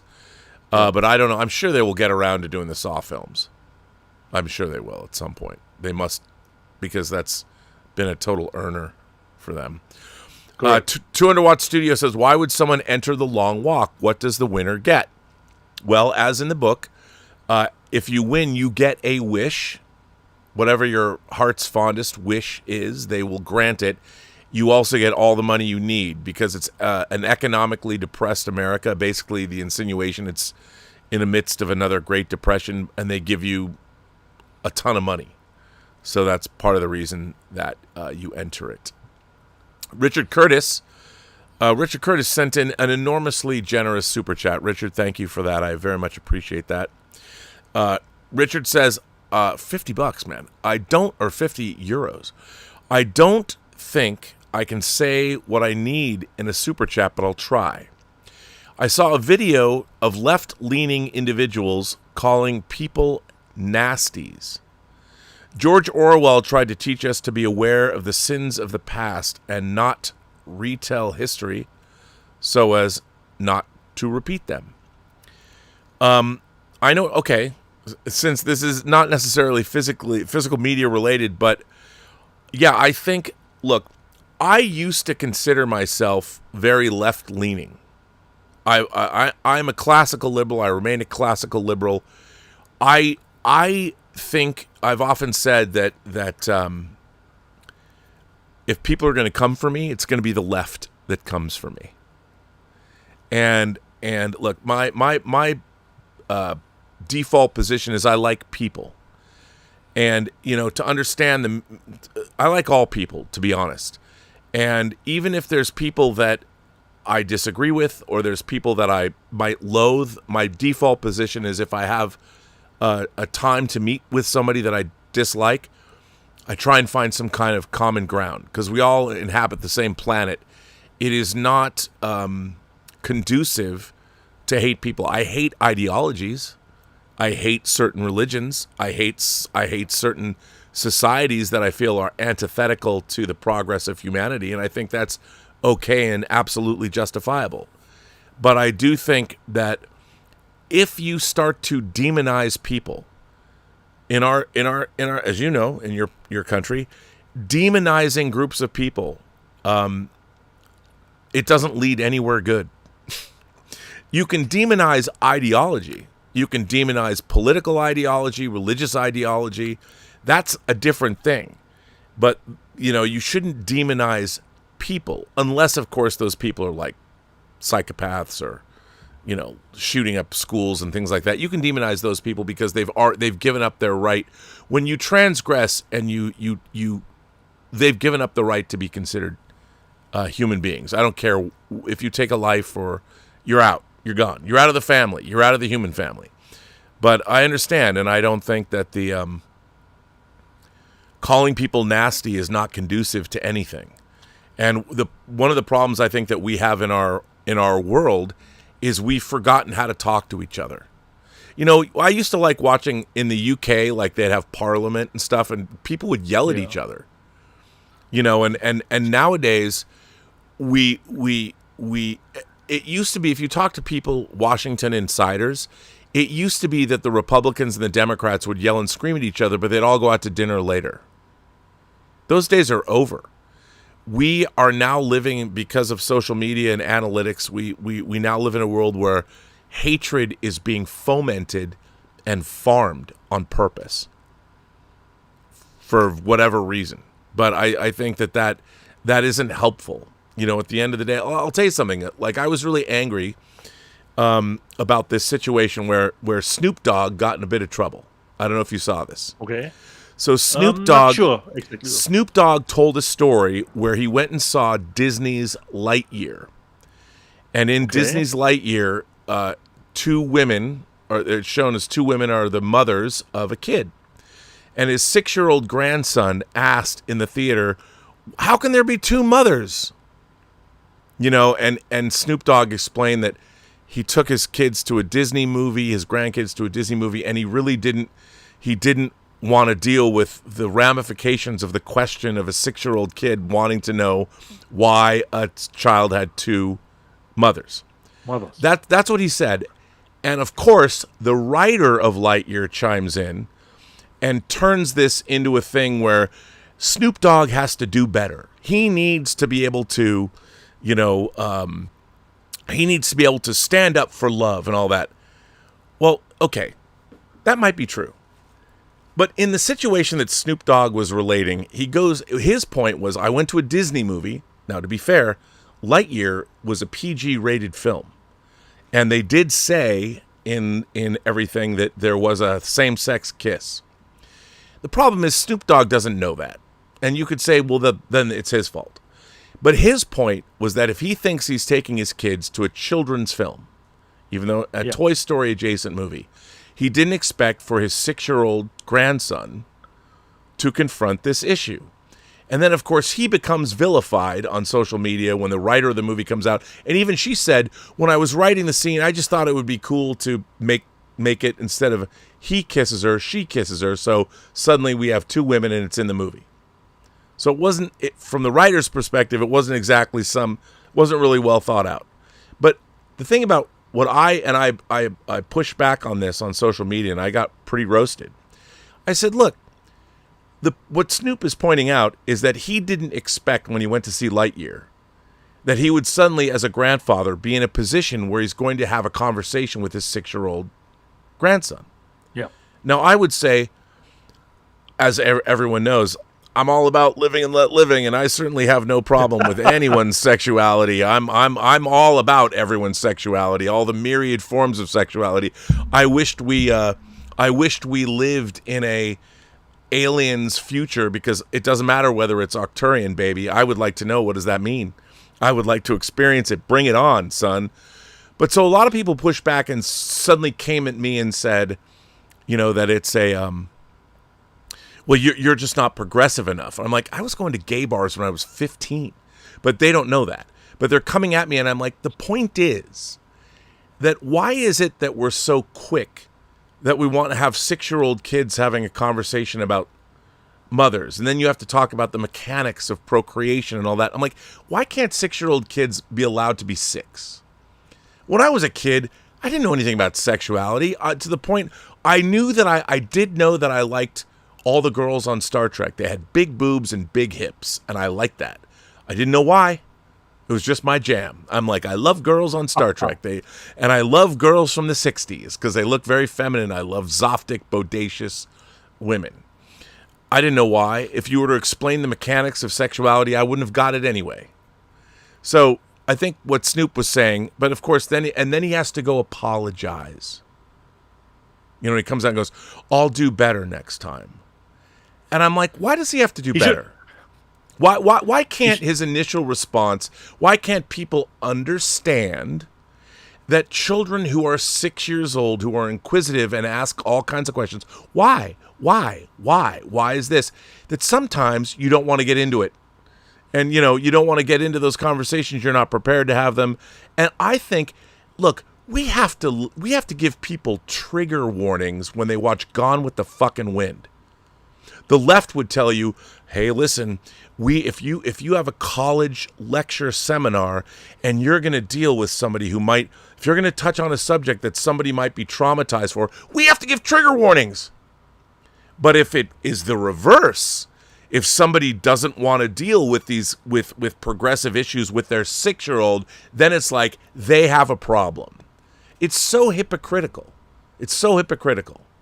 And I just wish that to answer this question, I wish people would allow for common sense to come in. Like, not every 6-year-old kid needs to be indoctrinated about same-sex relationships.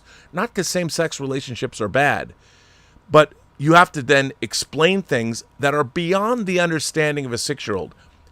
That said, I do think that our popular media is the way to address progressive issues, as long as they're not inserted for, I mean, you can propagandize people, but allow children to be innocent. They don't need to start learning about sexuality. I didn't know anything about sexuality when I was a kid. I understood I liked big boobs. I didn't know that I wanted to put my mouth on them. I just knew I liked them.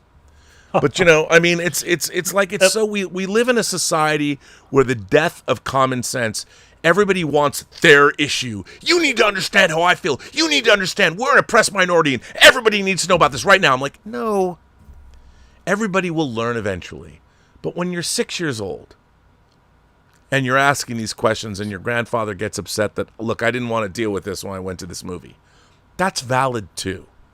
And it's not something that has to be dealt with. And of course, everybody goes out, well, Snoop was arrested, he did this, all the other bad things Snoop did in his life are brought in as some kind of justification, while Snoop is no longer an ally. I mean, give me a break. Our civilization drives me berserk. We really need an alien invasion. We do. To make people understand where common sense lies. Snoop Dogg should have done what your dad has done with Considering Phantasm. I'm out. You can watch it alone. Yeah, my dad saw boobs and a girl kill a guy, and he walked out, and he's like, I hope you like the movie. Yeah. The movie. Come back later. Yeah, but of course, I got people coming after me and like getting to the point where, and of course, I made I made a joke. I said, look, I wouldn't want to have a discussion about rim jobs with a 6-year-old either. And then people were equating that to sexual gay act. I'm like, come on, man. Who doesn't like a good rim job, whether you're straight or gay? I'm just saying, it was so weird to, although I kind of tweaked it because I knew it would happen and I just wanted to watch it occur just to reinforce my own, sit there. Ripple effect. Of course. Yeah. I'm like, whatever. And then it's so funny. And then people are like, I understand you're old, Rob, and I understand you might be set in your ways. I'm like, set in my ways? I was going to gay bars when I was 15 because I look like a twink. I mean, don't even start with me and your you kids don't even want to get laid today. Don't come after me. But yeah, it was pretty funny. Anyway, that said, let's get to the other super chats, shall we? Let's see. Where we at? Richard. Big one, Wait. Richard. Which actually was pounds, Rob. It was not euro, it was pounds. So even it was more. pounds. Oh, well, there you go. Yeah. That was amazing. So Richard, and by the way, Richard Curtis. I'd like to believe that is the Richard Curtis. And Richard Curtis sends in another super chat. Yeah. My last message was limited, and I couldn't convey what I wanted. I watched The Guest tonight. It's a good film. Also, Red Letter Media video on Joe Dante was very interesting. Rose Bud features in many of his films. I haven't watched that. I didn't know Red Letter Media did a video on Joe Dante. I love Joe Dante.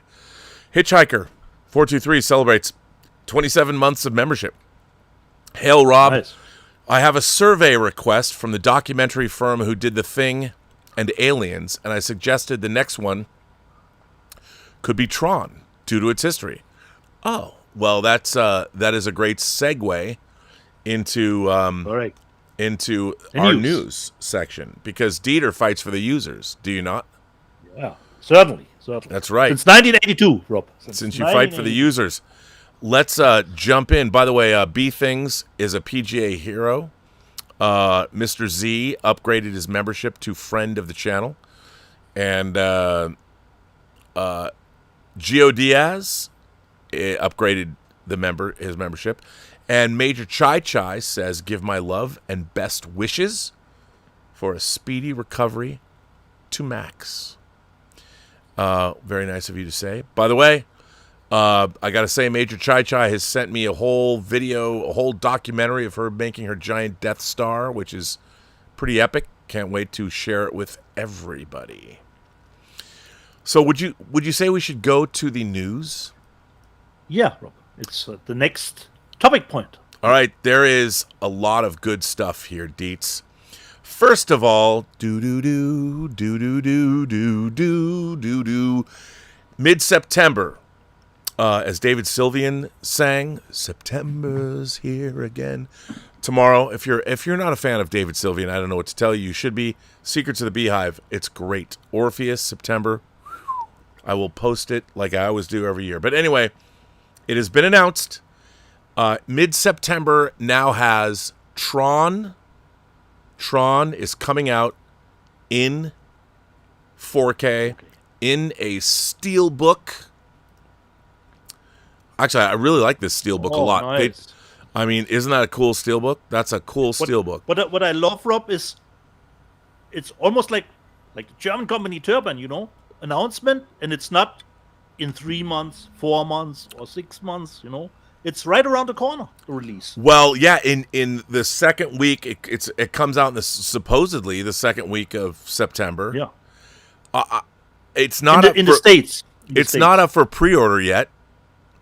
And people have asked me, is my feature-length documentary, The Making of TRON, on the disc?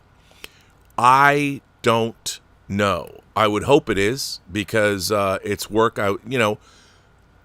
While I've only made one feature film as a director, The Making of TRON was a passion project for me. They only wanted 15 minutes, and I gave them an 88-minute documentary, and I got just snippets, but I got Bruce Logan, who worked on 2001, who was the DP. I was able to slide him in when I was working on Usual Suspects. There was a lot of work. We didn't get David Warner because his agent wanted $75,000, which is my entire budget. I was able to get Rafer Weigel, who played me in Free Enterprise. I got his sister to interview Cindy Morgan in Chicago. I was able to interview Jeff Bridges, which people said, you're never going to get Jeff Bridges in this documentary. So my documentary for The Making of TRON is very important to me. I really worked really hard on it. I hope it's on the disc. I don't know if it is. It'll be great to get. They restored TRON in 8K, but what's really cool is TRON and TRON Legacy. Here's the cover. And people complain about the covers. I actually think both of these covers are pretty great. I like the Steelbooks. I think I think they're pretty cool. I like these. Disney is killing it with the Steelbooks and their motives. Disney is killing it, and look at that. There's your Steelbook. You got recognized, and there's the TRON Steelbook, and here I don't know the if you TRON have it, Legacy Steelbook. And I don't know if you have it in the news section, considering your special features. I read on one of my websites, The Emperor's New Groove will come out in 4K. Why you got to harsh my mellow, buddy? Why you gotta harsh my mellow? Why you gotta do that? Why you gotta do that? So to be fair, The Emperor's New Groove was something I worked on. I did, I worked at Curdy Pellerin before TRON. I did Fantasia. Those are the first special features I worked on. They were like memory hold. Our special features can disappear. Our special features for Emperor's New Groove, I thought were great. They were really clever. The double DVD set. Yeah, and there was the double DVD set. They've never been put back out. I don't know because again, we finished all these in standard def because HD didn't exist back then. But we went to the whole Disney animation studio, and we did on location shoots there. It was those special features are so much fun. I really hope that I love Emperor's New Groove. And I hope that Emperor's New Groove does have our special features on them. But, it's really frustrating when you did work 20 years ago or 25 years ago, will it come back and see the light of day? And when it doesn't, like my Herman Schulteis piece that was the very first piece I ever did for Disney, they replaced it. They redid it not nearly as well, if I do say so myself, in high definition later. But we still don't have Fantasia in 4K, so maybe they'll go back and put my piece on. I don't know. But to have two Disney titles released that I worked or announced that I worked on, that I spent a lot of time working on, TRON and Emperor's New Groove. Exciting that they're coming out. I hope we get our special features. All I can say. Yeah. But what's interesting, and I didn't mention this, mid-September, not only are we getting Tron and Tron Legacy, but Nine Inch Nails drops their entire Tron Ares soundtrack. Ooh, So it's a Tron potpourri of goodness dropping on us. awesome. So very cool. And then, of course, the 40th anniversary of Back to the Future is upon us, and they are re-releasing a 40th anniversary Back to the Future trilogy, probably the same transfers. Yeah, I would think so. Yeah, To be and honest. they're putting that out. And so if you didn't get it, you can pick it up now. And there's some more special features on it. So that's cool. Now, we've talked about different releases from different companies. Yeah. We have now landed in a world where we're getting simultaneous releases of the same movie from different companies, and you have to decide who are you going to buy from. And the first of these that I want to talk about this week is Shin Godzilla. Shin Godzilla is the Godzilla movie that Toho made before Godzilla Minus One. Yeah. And there are two different places to buy it from. And I kind of feel bad because on this show there's only one copy to get. So the first one is coming from G-Kids and Shout Factory. Here's the limited edition 4K Steelbook of Shin Godzilla. Yeah. Respectable. 3D set.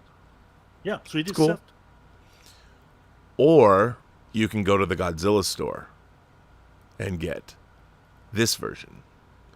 4 discs, the black and white, the chromatic version, slip-cased.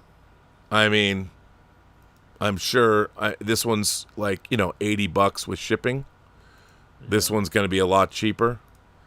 But I like the Steelbook, Rob. I like the Steelbook a little bit more. Considering Well, do you really? It's shiny. It's more shiny, Rob. It's more shiny. all right. Well, okay. See, there you go. Well, I'm just saying. But now it pains me, Dietz. It pains me. It pains this Okay. one. This next one. It's tough. So, that the rights for Hammer movies have been split across many different companies. And, of course, Warner Archive. I love Warner Archive. I love what they've done. And they did a beautiful restoration of The Curse of Frankenstein. Warner Archive's next 4K release after Get Carter is The Curse of Frankenstein. It comes in a slipcase box set. Beautiful artwork. I'm sure it's going to be great. Yeah. But that's domestic, buddy. And you know what Hammer's been doing overseas, right? The Hammer, the Quatermass movies and all that. Quatermass sets, yeah. Dun, dun, dun. Hammer's doing a big box set of the same movie In the UK. in the UK. Big box set, 5 discs, 6 discs. Rob, that's pretty easy actually for you. One. Well, yeah, because one I'm going to get for free. Yeah, exactly. The other one you will get from George. So you only need to order one. Yeah, but I love this movie. Christopher Lee and Peter Cushing, one of the great classic Hammer films. Look at that. Isn't that Frankenstein Eschep something? Is that German? The one on the top in the middle right there? Where, Rob? The top of the picture on the screen? No, it looks like more Spain? France. Oh, is that? Okay, there you go. Is it? I mean, it's tough. Like, what do you do? I mean, and look, to be fair, Warner Archive's image, it all comes down to how good does the film look. I'm just pointing out that at the same time, there's 2 things to order. And do you want all the bells and whistles? Do you want the big chonky box set that Hammer's going to deliver? Or do you want the very respectable, beautiful disc that is going to have the highest bit rates and look incredible? I'm not, far be it for me. I'm here. I'm the messenger. Now we get to Kino Lorber. At least, Rob, the good thing is, if you at least know it from the beginning, there are 2 versions that you can pick and choose from. That was another Unlike point. You get first the other one, and then 6 months later, the big box set comes, and you have to double and Tripled it. 100%. Well, now we get to our beloved Down Under, whether it's Imprint, Yeah. whether it's Umbrella. First, we all have Richard Stanley's hardware, right? I know you do. You got the big chonky box set. Well, Correct. Kino Lorber hardware came out after his film Dust Devil. Here's the Kino Lorber version of Dust Devil. Respectable, all right. But then there's this version. There's the Umbrella version of Dust Devil. Umbrella already did us right by giving us Richard Stanley's beautiful hardware box set. Now they've got the Dust Devil box set. So you could go for the Kino Lorber version, or now it's a cost issue. This one's a lot more expensive. Exactly, Rob. Exactly. So what do you want to do? What are you going to do? You know, these are first world problems. There are people dying around the world of war, famine, starvation, and disease. But we have to decide, do you go for the Kino Lorber Dust Devil, or do you go Down Under? And remember, no value judgment. It's all just a continuum of human life. Our show deals with physical media. We cannot change the world. We change the world by giving people great That's what entertainment. we're here for. Telling people what they can and can't buy. We make no judgments. And speaking of no judgments, Criterion. What obscure movies we found on the internet? Criterion. Dun, dun, dun, dun, dun, dun, dun. Yeah. Criterion coming off the heels of putting out Barry Lyndon. They're putting out the original version of Eyes Wide Shut, which Warner Brothers it's put out already. You can see, Eyes Wide Shut, and it's coming out in 4K. Kubrick's wife, Christiane, painted this new cover. I love this new cover. I think it's incredible. And, of course, this is the unexpurgated version. It's got all of there's no digital figures over the sex. And maybe when you weigh in, if you haven't seen Eyes Wide Shut, there's a continuity error that deals with a woman's bush that I'm wondering if people see this movie from scene to scene, a woman that's escorting Tom Cruise through, her bush changes significantly. Is it the same woman? Is it a mystery? Is it a dream? I don't know. You'll have to weigh in. I've been asking myself this question since 97. Eyes Wide Shut is coming out from Criterion in 4K. The Breakfast Club being re-released in 4K by, of course, Criterion. Hell's Angels, the movie that Howard Hughes is making at the beginning of the movie The Aviator, is coming out in 4K. Can't wait to get this. How amazing is that? And then Louis Buñuel's Elle is coming out. I've never seen this, but it's Louis Buñuel, so I want to get that. Also coming out from Criterion. Burden of Dreams, the making of Fitzcarraldo. Werner Herzog, everyone loves Werner Herzog. He's your fellow countryman. He's a strapping young man in this. Great documentary. And then out of left field, Reginald Hudlin's House Party with Kid and Play. Coming out in 4K from Criterion. I love this movie. I will buy this. And then, of course, we go to Iran with Abbas Kiarostami and his early shorts and features. These are only coming out. These have come out on DVD. Now they're putting them out in 4K, which is very exciting. So you go, Criterion. Then we jump over to this. The Gardener. Now, come on. Jean-Claude Van Damme. Anna Paquin. You're going to buy this. You know you're going to buy this. Are you going to buy this? I need to look up the reviews. All right.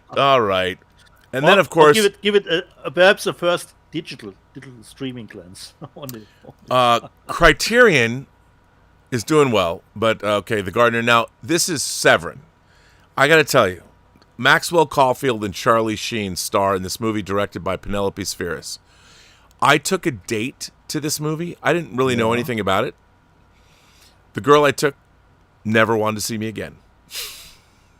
Which means I'm going to buy this movie. This movie is a good movie, but it is rough, dude. This is some rough trade about two wayward men that go to Hollywood and end up becoming serial killers. This is a rough film. Severin's going to do their excellent job that they always do putting this out. This movie is not for everybody, but it is definitely for you fans of exploitation cinema. Of course, Penelope Spheris directed it. And, wow. I can't believe it's coming out in 4K. This is a movie that I have to say that I think I need in my collection, but I don't feel good about it. It brings some memories to it.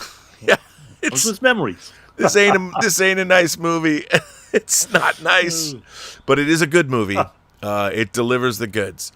Now, Arrow, our beloved Arrow, is stepping up their output, and we're going to see they're already putting out like new lines. In the Mouth of Madness is coming out. Yeah. We know that Excalibur, they're teasing that. They haven't officially announced it, but they're coming out hot, coming out strong next month. Arrow, The Mask, believe this was New Line. Coming out with The Mask in 4K. Perhaps go they have Arrow. A deal, Rob, considering that it's Lost in Space 2 from New Line. Perhaps. Well, yeah, no, and the Turtles movies. Yeah, New Line is Warner Brothers. So Warner Brothers has given all these titles over to Arrow. They're going to do a great job, and what they've got coming down the pike is unfucking believable. For me, Arrow is putting out almost every Warner title that I want. There are 2 titles that have yet to be licensed. One is Lady Hawk because it's owned by different companies. It's not just owned by Warner Brothers. And the other is Contact. Interestingly enough, a huge hit from the early DVD era, one of their first. There's no plans so far to put out Contact. I hope that changes because I love Contact. And I don't know why that is. It's so strange. Yeah. But so Arrow's putting out The Mask. And then this is crazy. 1981's Outland. Sean Connery on Jupiter's moon. He's the only law. Peter Hyams. Now, Outland is good. It obviously Peter Hyams made Outland, then he made 2010. It's a remake of High Noon. There's a lot to love in this movie. It's also one of the first big movies that used Introvision, which is an in-camera effects process. By the way, if you're interested, Outland was on the cover of Cinefex magazine issue 4 when they went into Outland and how it was produced. I really, I love Outland. Sean Connery, Francis Sternhagen, Peter Boyle. My only problem with Outland is, it was coming out when great sci-fi movies were coming out, is the killers at the end, the High Noon assassins, are kind of stupid. They don't realize that if you're on Jupiter, don't start shooting through glass that's exterior to the... Kind of dumb. Don't do that. But I really like the movie. Francis Sternhagen is great. But I have to intersect because our showrunner, Rob Destoyle, said to me on Insta, you have to talk about this, Rob. Dietz, he hates the slipcover for Outland. Yeah, they do have the original cover. I had this original one sheet on my bedroom wall. It was Sean Connery standing with a gun with stars behind him in his law enforcement uniform. Correct. Yeah, this artwork is not good. I mean, I think it's kind of cool that, but little strange. Yeah, it's. I get it, but you're. If this was like a Czechoslovakian or a Polish science fiction movie, I'd say maybe. But for Outland, this is too out there. Look, I appreciate. Look, too out there. Arrow. It's the cover for Outland is too out there. I'm with Des. I don't dig it. But hey, they've got the original artwork, and you can use that as a slip. Yeah. Good. Red Planet. Val Kilmer. Now, this is a cool steelbook. Again, I don't love this movie. Oh, it's a steelbook, okay. I mean, pardon, I didn't mean it's a steelbook. I meant it's a slip. This is a cool. Zero memory of. This is a cool slip cover. I know I've seen it, but it's not a steelbook. It's just a slip cover. I meant to say slip cover. Okay. It's not a great movie, but yeah, I'll get it because I'll buy any movie that has astronauts in space. But it's cool that Arrow is putting these out. They're also putting out the original version of Speak No Evil. Awesome. And yesterday was the 10th anniversary of Wes Craven's death, so it's only appropriate that Arrow's also putting out Deadly Friend, that Wes Craven directed, that Bruce Joel Rubin, who wrote Jacob's Ladder, adapted the screenplay. And they're releasing, I believe this is in UK, they are re-releasing The Apartment, because I think they didn't put this out in the UK. I think I have this in 4K. I have their original Blu-ray release, but I the Kino Lorber 4K, I have that, but I put the Kino Lorber 4K in the box that this came in. So this is one of the great Billy Wilder's movie. This is one of the great films of all time. 1960. If you haven't seen The Apartment, this is terrific. They're all now we leave Arrow, we go to Shout Factory. They're putting out End of Days. I don't know if I talked about this before. I might have missed it, but maybe not. Peter Hyams also directed End of Days. So Peter Hyams, End of Days, and Outland. So there you go. Love the cover. Yeah, it's a cool cover. Then we're jumping into Philip Roth's Goodbye Columbus. Another pot boiler. So that's cool. And then we have Patchwork. Come on, dude. Look at that. Look at that cover. Who doesn't want that in their lives? I mean, don't you? Don't you want that in your life? Patchwork. Well, looks like up my alley. I figured you'd dig it. Patchwork comes from Terror Vision, and this is in 4K, by the way. And this is from 2015, and I've never heard of this. Jennifer, Ellie, and Madeline are three very different women with one thing in common: they're all dead. Well, sort of. After a night out, these three ladies wake up with the ultimate hangover, stuck in the same body, sewn together into a horrific Frankenstein-esque creature. With their personalities still intact, they must work together to pilot their new body, escape their captors, and survive. With the help of Garrett, a hapless med student, the frightful femmes fatales use their combined skills, strength, and reflexes as Stitch, and set out to find who is responsible. TerraVision brings you this Frankenstein story with a feminist twist that is the perfect throwback to 80s genre films that we love and cherish.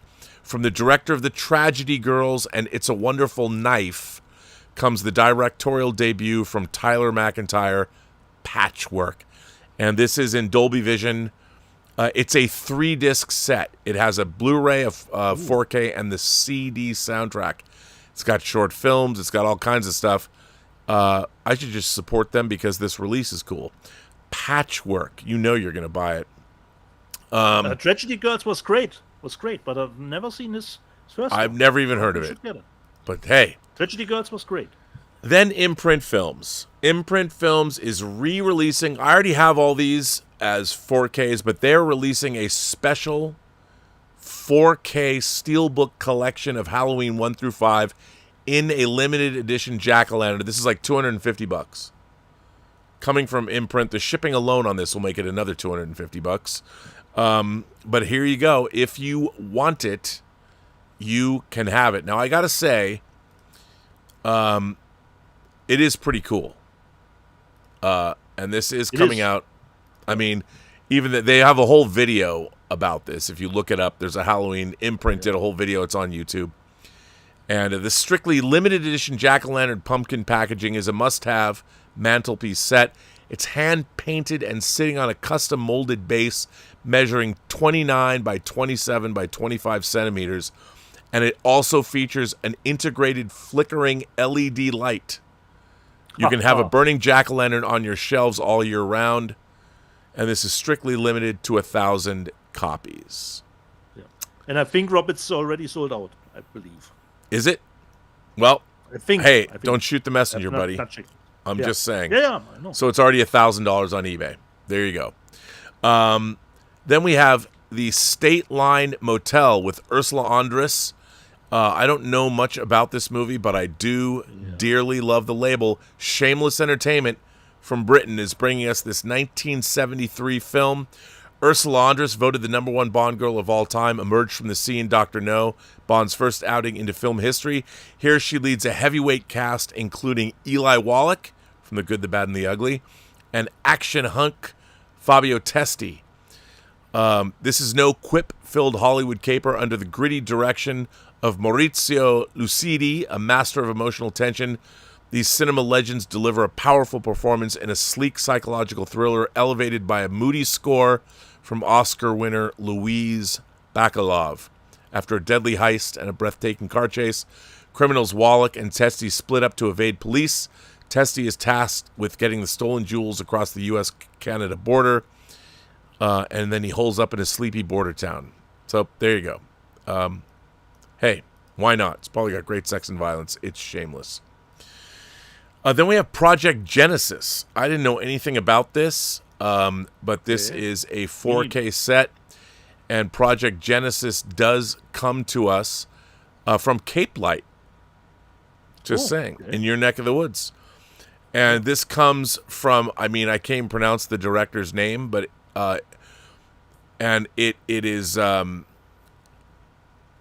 scientist and single mother, Stella, returns to her hometown after years of absence, and one night she's contacted via an old radio by her father, who's been missing for decades and trapped in space in an alternate time. To bring him back, Stella must locate the Genesis machine developed as part of a top-secret CIA project and left behind in Thailand and embark on an odyssey through time and space. I have no idea what this is about, but hell, I'll watch this. A Thai science fiction movie? Why not? And then we have, of course, this gem. I'm George Lucas. And this is Kino Lorber's putting this out. I'm George Lucas, a Connor Ratliff story. Now, for years, comedian Connor Ratliff, he was the creator of the podcast series Dead Eyes, has performed as filmmaker George Lucas in his cult comedy act, The George Lucas Talk Show. And that's what this is.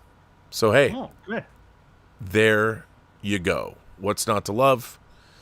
Maybe it might not be good. I have no idea. But then here's something I know you're not going to be able to resist. You can't resist this. Wait a minute. I'm going to say you can, but maybe you can't. Halloween, dude. Halloween. You know you want it. 101 Films is putting this out. It's from 2025, and it stars Michael Pare. And this is a cross between... They say it's a cross between... Seal of quality approval. Dude, the year's 2016 and the killer clown craze is in full swing. There's chaos on the streets, and the media is having a field day with fear-mongering headlines for the masses. But there's one person who has a very real concern. Embattled psychiatrist Dr. Ellen Marks, who works in a high-security psychiatric hospital that houses one seriously violent psychopath, notorious child serial killer Carl Kane, played by Ronan Summers. Determined to uncover the cause of the anarchistic clown uprising. So I guess there's a clown uprising? Like at the end of Joker? Okay. Marks teams up with American investigative journalist John Parker, played by Michael Pare, to try and get to the bottom of the caustic clown contagion.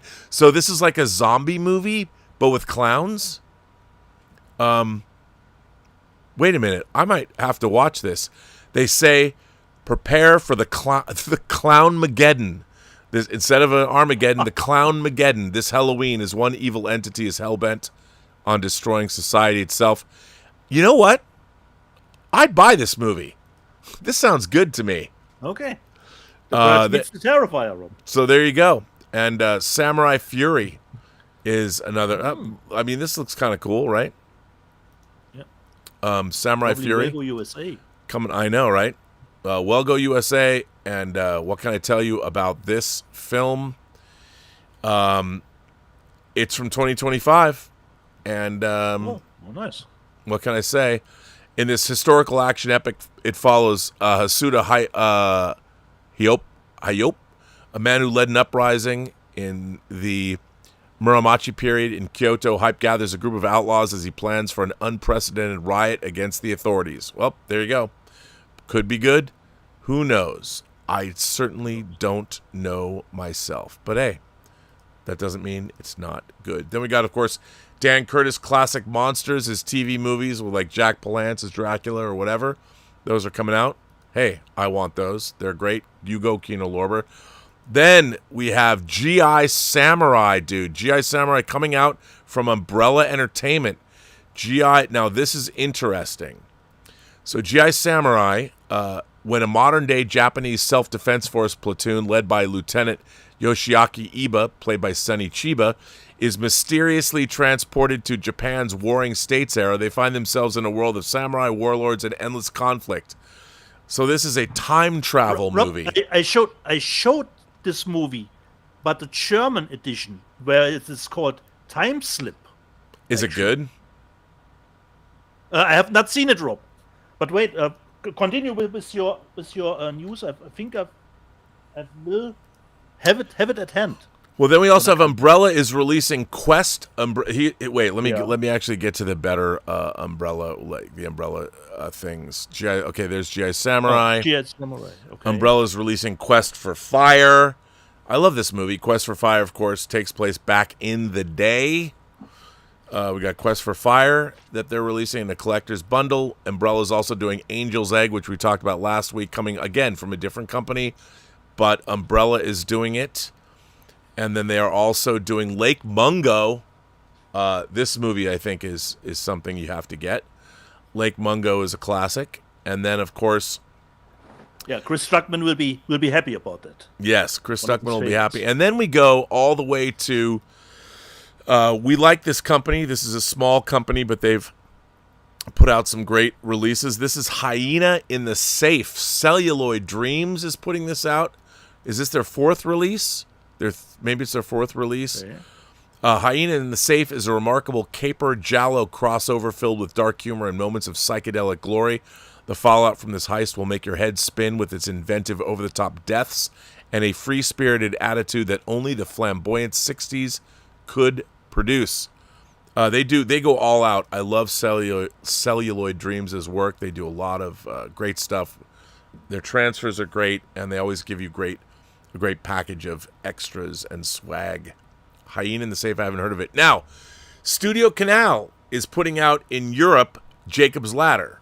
And here's their release of Jacob's Ladder, not to be confused with Lionsgate's release, which I think they're going to release on the 15th they're going to announce on the 15th of September. But Studio Canal, obviously Lionsgate partners up with Studio Canal, so Studio Canal has already announced theirs. Lionsgate has not announced theirs. There's the Steelbook. And here is the slipcase. So, a respectable release for a movie I particularly love.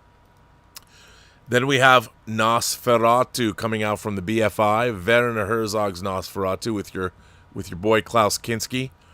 Yeah. A German. And it comes out in the States too, Rob. I think from Kino Lorber. Yeah, exactly. But the BFI version, pretty good. And then we've got Mama, a new special features laden version of Mama in 4K from Shout. And so that's it. That's all the news that's fit to print. A lot of good titles coming out. A lot of interesting stuff. Let's look at the charts. Top selling Blu-ray discs. Thunderbolts is number 1. Now, these are all HD formats put together. Thunderbolts, Master and Commander, Sinners, The Final Destination, Bloodlines film, Wild Children, or probably not Wild, Wolf Children from Shout Factory. That's an anime. A Minecraft movie, Fight or Flight, coming from Vertical. That's interesting. The Phoenician Scheme, Funny Girl, coming out from Criterion, another Criterion title. I forgot that came out. I forgot to order that.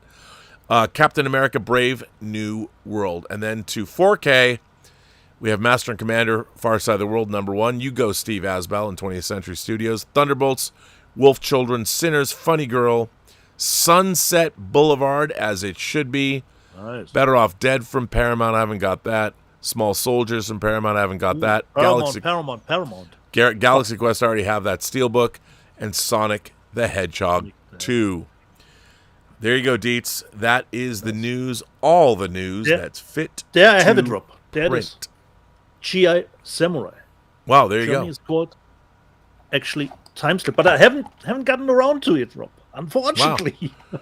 Sounds good to me. Time traveling samurai. Me too. It's from 1979, actually. Oh, Time wow. Slip. Yeah. What's not didn't get to along. love? To love. Yeah. Because I remembered when you showed in the news section GI Samurai, and I saw the tank, and I thought, wait, this looks a little bit like Time Slip, but the German new titling, But it is GI Samurai. Yeah. We have some super chats. Superchats, yeah. Richard Curtis writes in again, actually a couple more times, and says, I love The Emperor's New Groove. Was it Eartha Kitt? Yes, it was. She was great in it. And so is Patrick Warburton. Cusco. Cusco's poison. Poison for Cusco. Patrick Warburton. I love him. He's great. He's great. Richard Curtis also goes on to say that Fitzcarraldo is my favorite Werner Herzog. Wasn't this covered in My Best Fiend, though?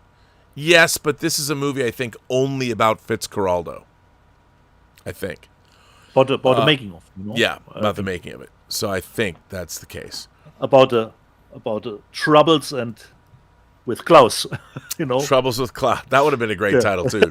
Troubles with Klaus. Yeah, Klaus. Yeah. The heated discussions, Rob. You know. Trouble with Klaus. It's nothing more thrilling when you tell your director, "I will kill you." You know. Yeah, it's true. It's true.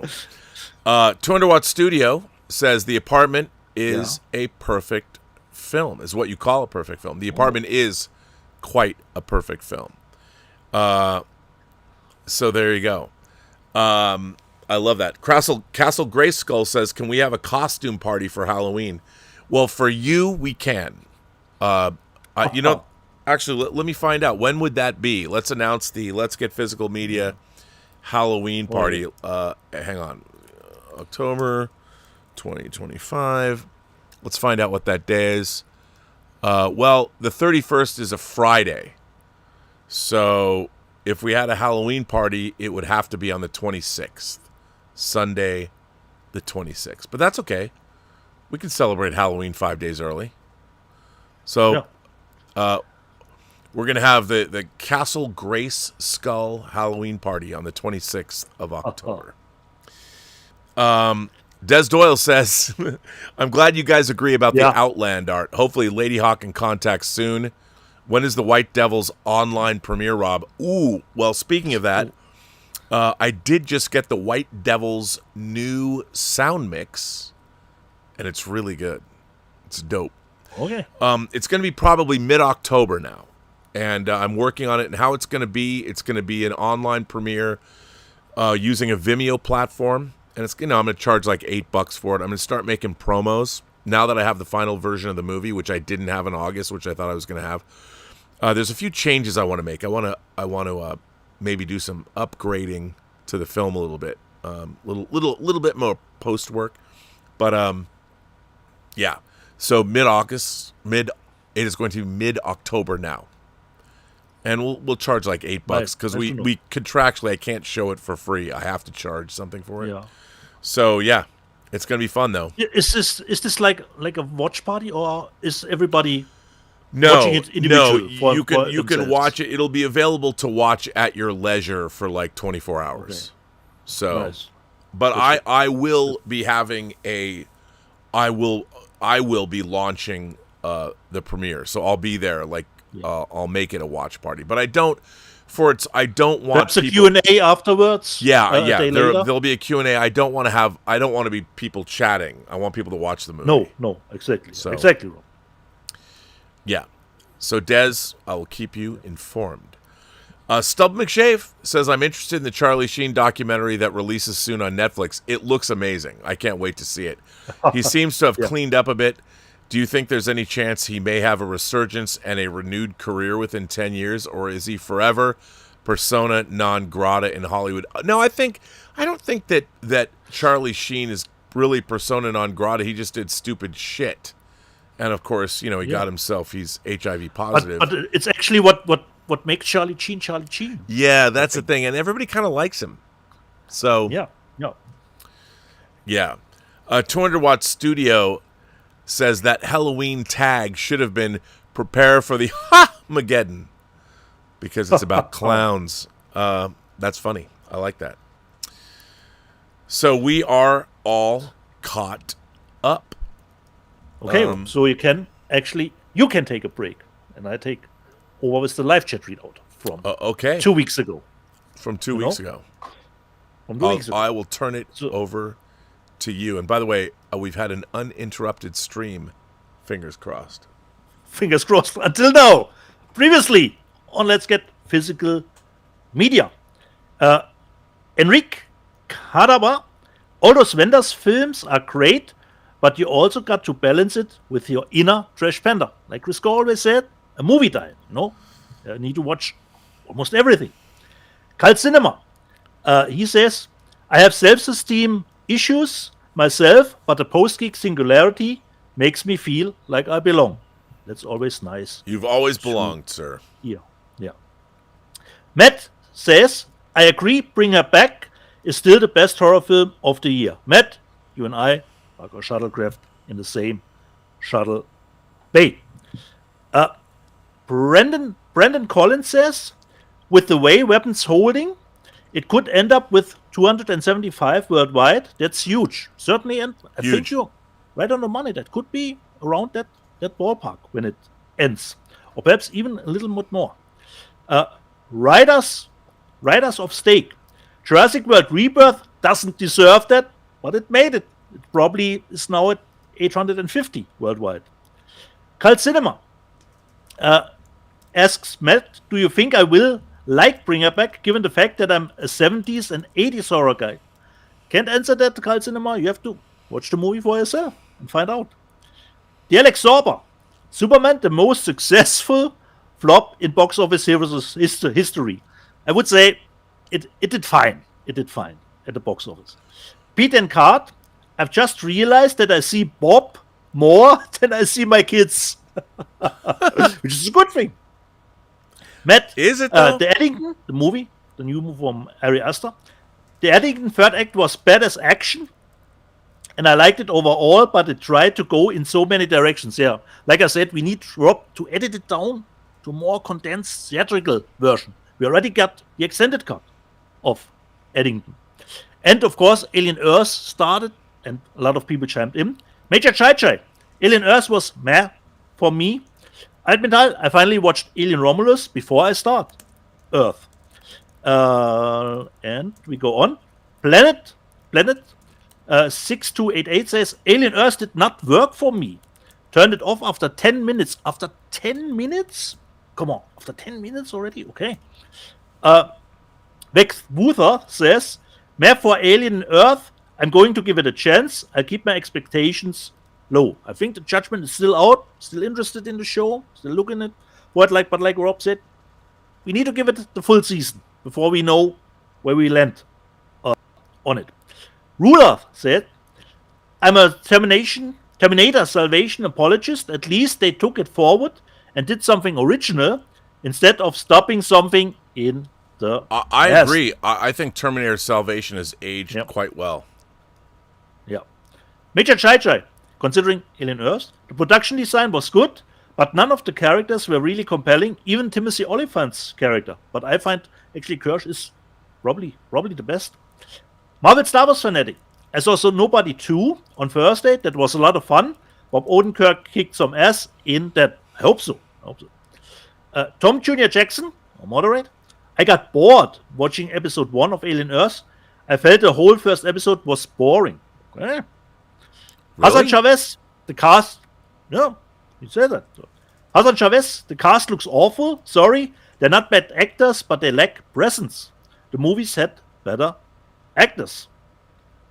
And Marvel Star Wars fanatic, I know I was a little late to this, but I also saw Naked Gun with Liam Neeson yesterday. Don't understand what people find so hilarious about it. I didn't find it funny at all, personally. Okay. Talia Meyer says, considering our physical media purchases, never until the next version come out. Correct. Marvel Star Wars fanatic, only Blu-ray I bought this week was The Accountant 2. I was actually awaiting that too, but it's got a little bit delayed. I don't know why. I really love that movie. Ben Affleck and Sean Bernthal have such a great dynamic and chemistry in that movie. I find it a lot better than the first. Let me just see. Oh, considering F1, which I know globally has done a little bit better even than Superman. Marvel Star Wars fanatic, really hoping we get a physical media release for F1 in the US, even though Apple almost never does it. Yeah, but we will get it. It will come out, and Steelbooks, different cover variations, and every cover is actually pretty damn good. It will be hard to choose one of those. Danzig, considering I showed Darkman, the Steelbook, a man after my own heart with that Darkman Steelbook. Marvel Star Wars fanatic, I haven't done blind buys in a long time. I've regretted it in the past. I still do. Marvel Star Wars, I still do. some of the blind boys. Valiant, or aka Paul and Bonotto. Darkman, yes. My good friend Chuck Borden, a stuntman in 1989, did the helicopter stunts, then became a stunt supervisor. Now he's a director. Okay, nice. Platform 14, in love with Turbine for bringing us 3D. Need them to do Wicked and How to Train Your Dragon, which actually could happen. They did some Universal stuff. They did release some Universal titles in 3D, so perhaps, fingers crossed, that could be 2 titles down the line. Danzig, and Rob talked about this movie, or everybody actually talked about this movie, but I have not seen it. I stayed away from it. But Danzig says, I watched Ice Cube's Magnum Opus, War of the Worlds. Great fun. Victor No, Van Dane. it's not. No, it's not. He probably meant that as a joke. Yeah, the problem, consider Victor Van Dane says, yeah, the problem is I have all the 4K Steelbooks of all the other Jurassic Park and Jurassic World movies. So I'll end up getting the Rebirth Steelbook. Danzig 1979, last week or 2 weeks ago, I showed the card in, I don't know what the Arrow title was, and it looked to me like Corey Feldman, but I wasn't sure. And he says, so that card Dietz showed from Poseidon, was the movie, yeah, was the birthday starring Corey Feldman. So it was Corey Feldman, but I don't know actually the movie, The Birthday, where he stars in. No idea. David Guy, nice to see Dietz wearing his Angry Show t-shirt. And Video Under D says, Dieter, He-Wolf of the PGS. Marvel Star Wars fanatic? Ah man, I thought Happy Gilmore 2 was one of the worst movies I've seen in a long time. And Altmetall, Rob, you talked a little bit about it. Says, I finally got my Aliens 3 Legacy cut and already watched it. It's a nice update for that tumbling movie. It now has a good flow to watch. Okay, I still have to get around to watch it.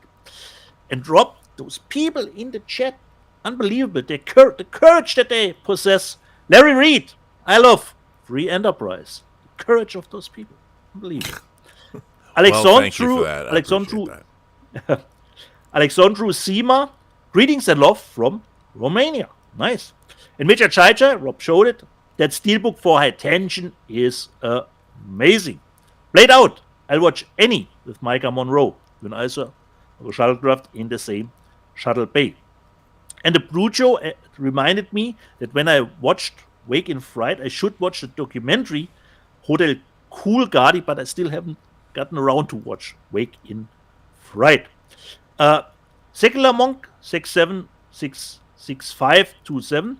I'm waiting for an Agent Cody Banks 4K Blu-ray set myself. Not sure if that's going to happen. David Guy, I know people that haven't seen Star Wars or shows. Those seem to exist. And Adventure Square says, I think Cobweb from last year might be better than the Cobweb movie that Rob showed. But there were, I think, 2. There were the horror movie and the Korean movie, Cobweb, which, Rob, you will probably like because it is about making movies. Yeah.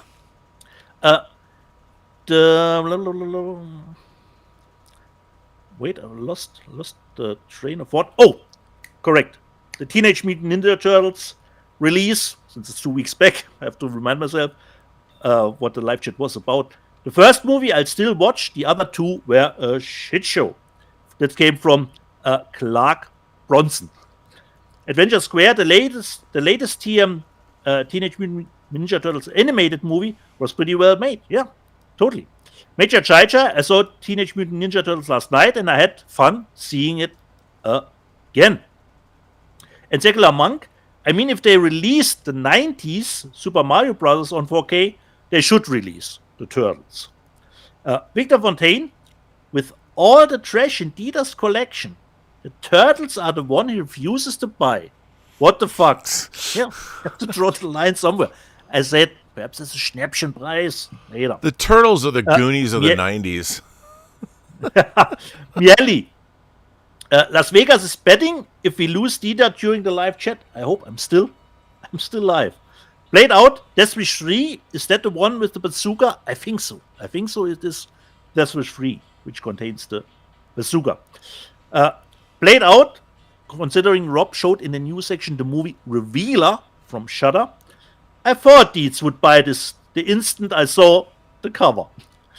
Adventure Square, Hundreds of Beaver was great with a live crowd and filmmaker hosting. And David Guy says, didn't like Hundreds of Beavers. I bought it from YouTube Movies, but only got halfway through. David, I understand you that you could only get this far. Stubble McShave, clip out. Dietz wants children to die. To raise the stakes? To be fair game. And Stubble McShave says, Let's Get Physical Media is much more structured than the others. The other shows, perhaps. Secular Monk, I have to agree with Rob. There. Let's Get Physical Media is the best physical media show on YouTube. That was the live chat readout, Rob. Well, that was very nice. Thanks to everybody. Well, there's a lot of people that do like I gotta say, like Twin Flicks does a lot of good work. I really like. Yeah. They just put out a really great comparison video of Xanadu. Check it out. Ooh, and like there's like mid-level media. There's and of course Elliot Cohen. I like watching Elliot Cohen because I feel like I saw mid-level media had that the new Karate Kid box set. Yeah, and he showed Rob that Amazon, this is an exclusive from themselves, just shipped it in a paperback, Rob. Their own exclusive title. I have to say, of course, it was smashed at the site. I have to tell you something. So, I don't know what has happened at Amazon. I have no idea. But in the last 6 months, the delivery of Amazon, we ordered some outdoor furniture stuff, and we're like, where is it? Like normally they bring it to the front door or whatever. Yeah. They had dumped, some Amazon delivery driver had dumped all of these huge deliveries boxes right across our easement, the lane that we live on. They weren't even just ours. And so I had to take these, I put them in my trunk, and I drove around and dropped them off at the other people's houses whose stuff it was. And they're a lot more expensive stuff than we got. And the postal guys, I got that Kino So you get everything from Amazon and then have to go around to deliver it to the neighbors. I kid you not. And I went because there's a weird, our weird road. People don't know where things are. We live on a road called Franklin, and then we have Candy Lane. Then you have to go around and go into this little cul-de-sac area where the rest of Franklin is. But they didn't know that, and I think the guy was probably just frustrated. But he literally he didn't even dump the stuff on our property. He dumped the stuff on the side of the side of the road. And I just found it, and I'm like, I don't even know what this is. And the other day, that Kino Lorber box, this was just by mail. The Kino Lorber box, somebody just threw it into the bushes. It was just lucky that I saw it. And I with Amazon, Elizabeth ordered some stuff from a Chinese retailer. It just never showed up. Never showed up. And I really have no idea. I don't know what happened at Amazon. There has been a shift. I don't know if they couldn't get people to come work for them. But, if we lose Amazon as a physical media retailer, it only leaves Walmart. And if we lose one of those two, that's going to be the end of physical media. The studios are just going to pull up their spikes and their tents and leave. Now, luckily, Lionsgate has its own Lionsgate Limited, and they're dealing with direct to consumer, but it's not cool.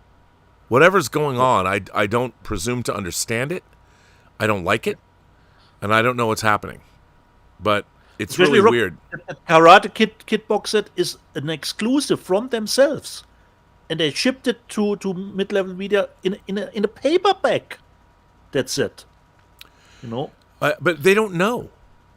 It's like you look at, there is something going on overall in our country, in the United States. Look, I still think that we're still the greatest democratic experiment that humanity's ever seen. But there is something going on here on every level of our society since Trump has taken office, whether you're a fan of Donald Trump or not. And it is we have been degraded. The United States in 2025 has been degraded on every level. On every level. And that's just indicative whatever's happening at Amazon in terms of money and tariffs and all. Like, it has been the most chaotic, ridiculous, between being anti-science and our tariffs. No one, I'm surprised. Do you know how many countries are no longer sending boxes to the U.S.? Have you heard about this? Okay. Okay. No, not really. So let me. I didn't call this up. I wanted to bring this up as a news story. Okay, yeah, certainly. Hang on. Let me. It's important for us. Yeah, I know. Since we I'm not importing stuff all over the world. Hang on. Let me find this out. Yeah. Anymore. I'm just doing a cursory Google search. Yeah. Here you go. This just happened. Many countries, including Australia, France, Germany, India, Japan, Mexico, and the United Kingdom, and New Zealand, have temporarily suspended or are limiting sending mail to the U.S. due to new U.S. tariffs. The action is a result of the elimination of the de minimis rule, which ended duty exemptions for most low-value shipments to the U.S. The situation is still developing, and the exact lists of affected countries are changing daily.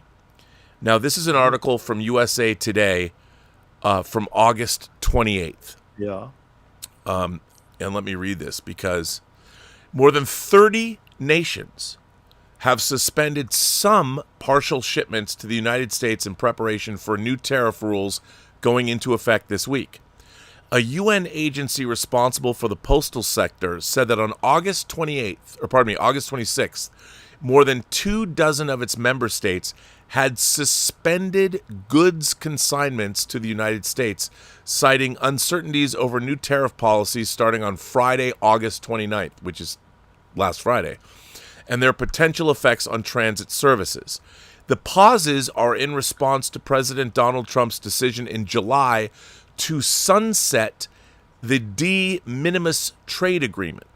It's an exemption that for years allowed packages worth less than $800 to enter the U.S. duty-free, which is all of our shipments.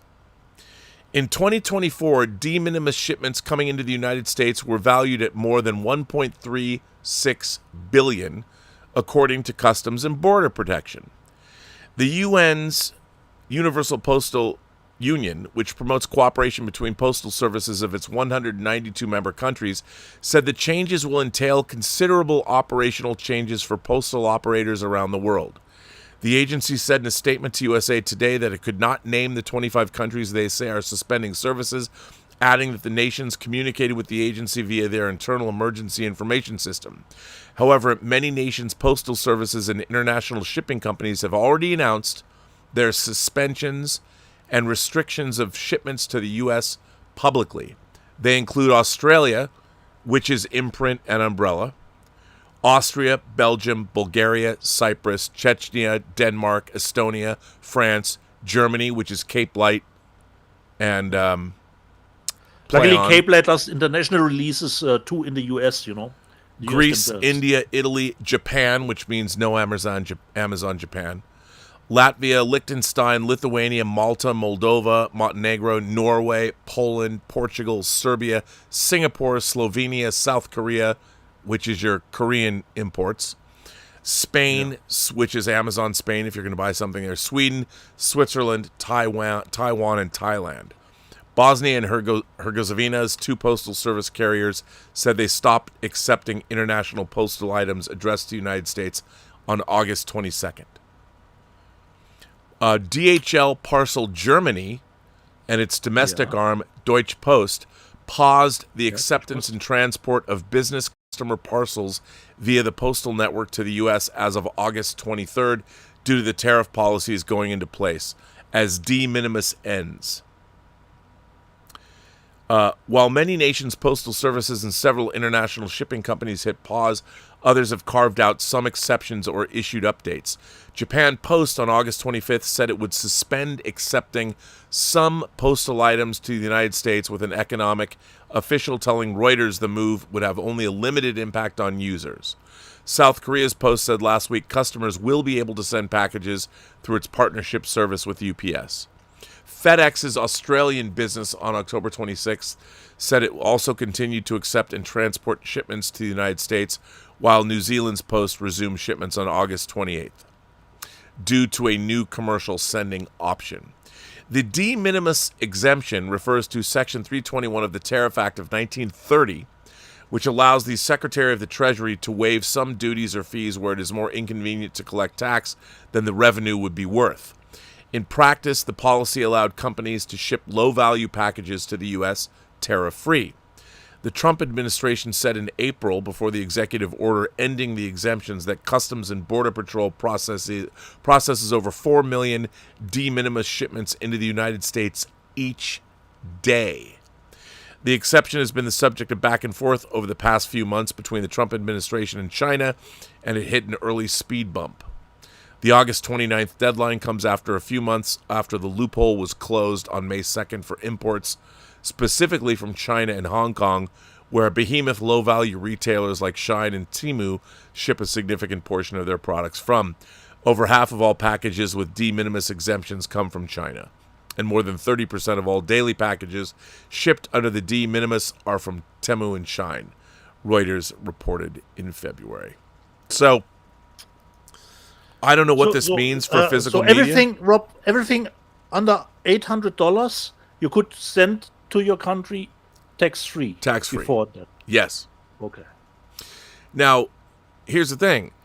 With that being the case since 1930, these companies, like, what's Diabolic DVD going to do? Like, do we know? And, of course, they just ruled, a federal court ruled that all of Trump's tariffs are illegal. So, again, since Trump took office, we in the United States are left with questions. I mean, I don't know what our investors are doing, even though the stock market has been up. I don't know what people, how do you budget? How do you figure things out? Does that mean if you already placed, say, a $200 order with umbrellas so you could get that free shipping, that it's not going to be able to come to the United States? Are they going to charge you money? I mean, it's.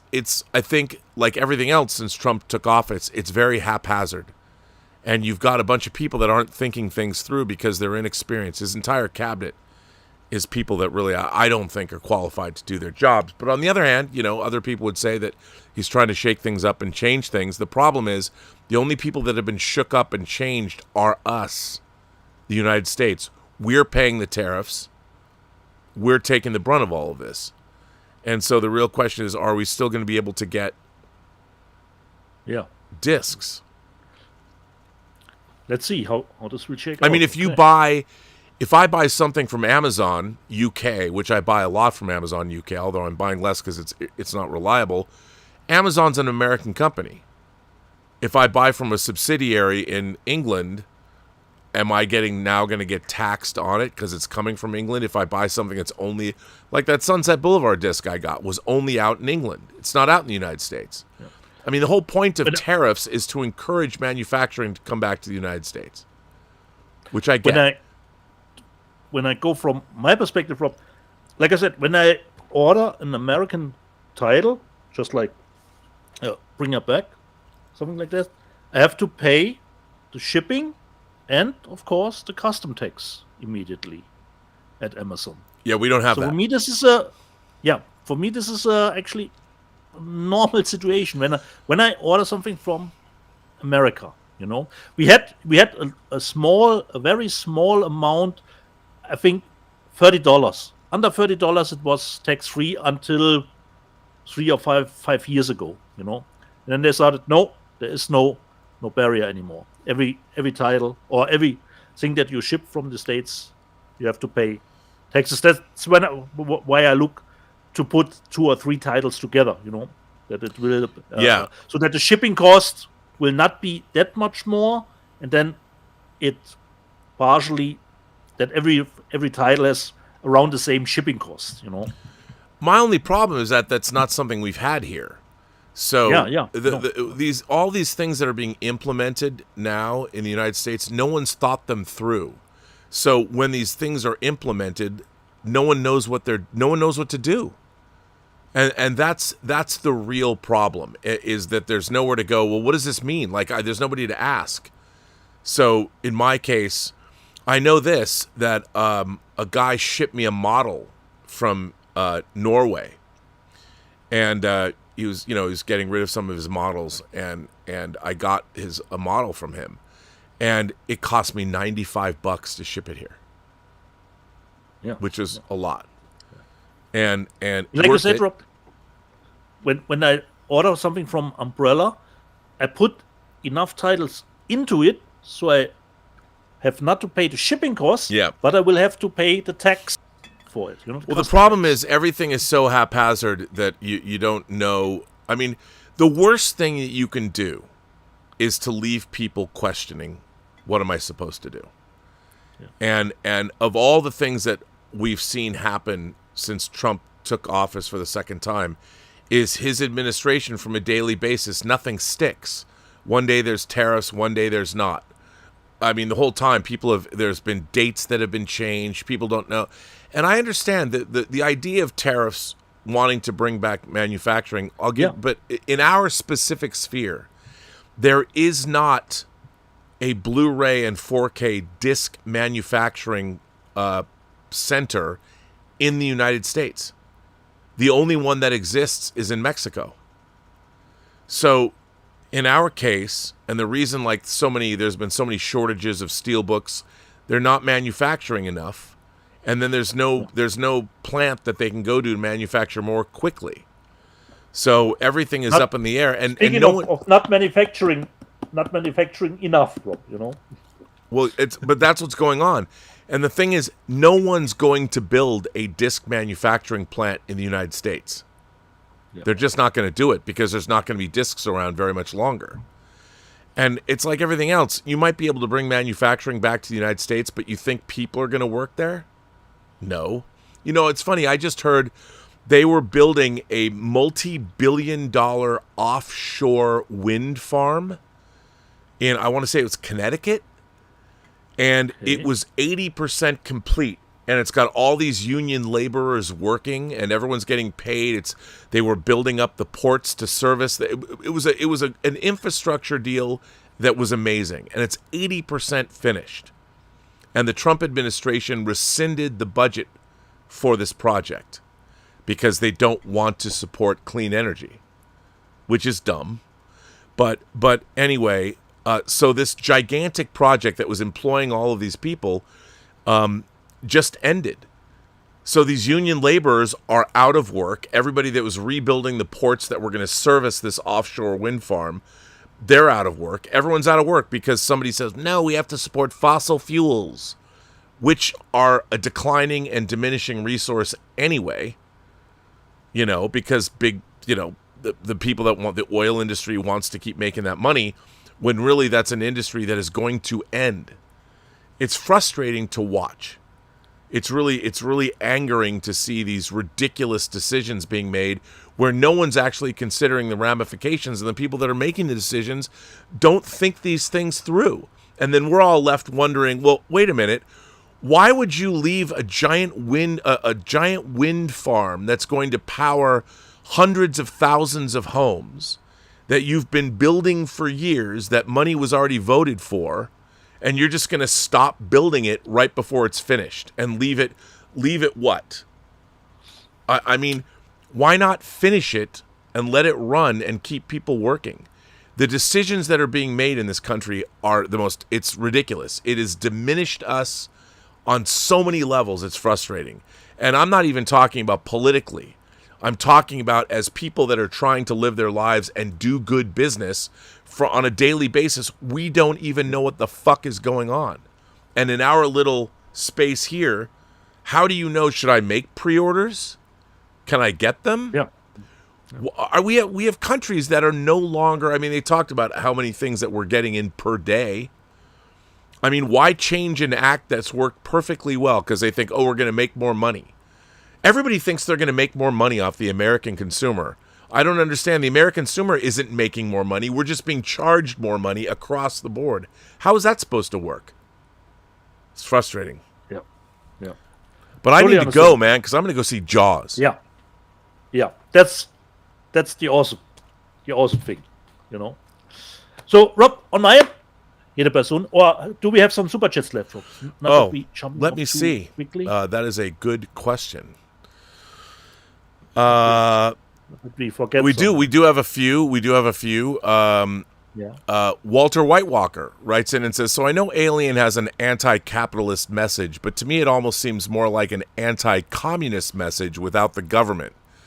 Alien Earth is fantastic. See, I don't necessarily think, I mean, capitalism, I think, is a great economic system because it provides incentive for people to excel. The problem is so many capitalists want to pervert capitalism because we're all greedy. And we are willing to supersede what is good for the many because we're all rich, greedy fucks. Or we all want to be. We're all greedy, but we all want to be rich fucks. So that's the problem. And that's what Wayland Yutani wants to do. I mean, if you look at any company in the United States, especially when it comes to big pharma or industrial companies, they're willing to pollute the environment. They're willing to sacrifice lives for profit. And that's problematic because in the long run, they can get away with it.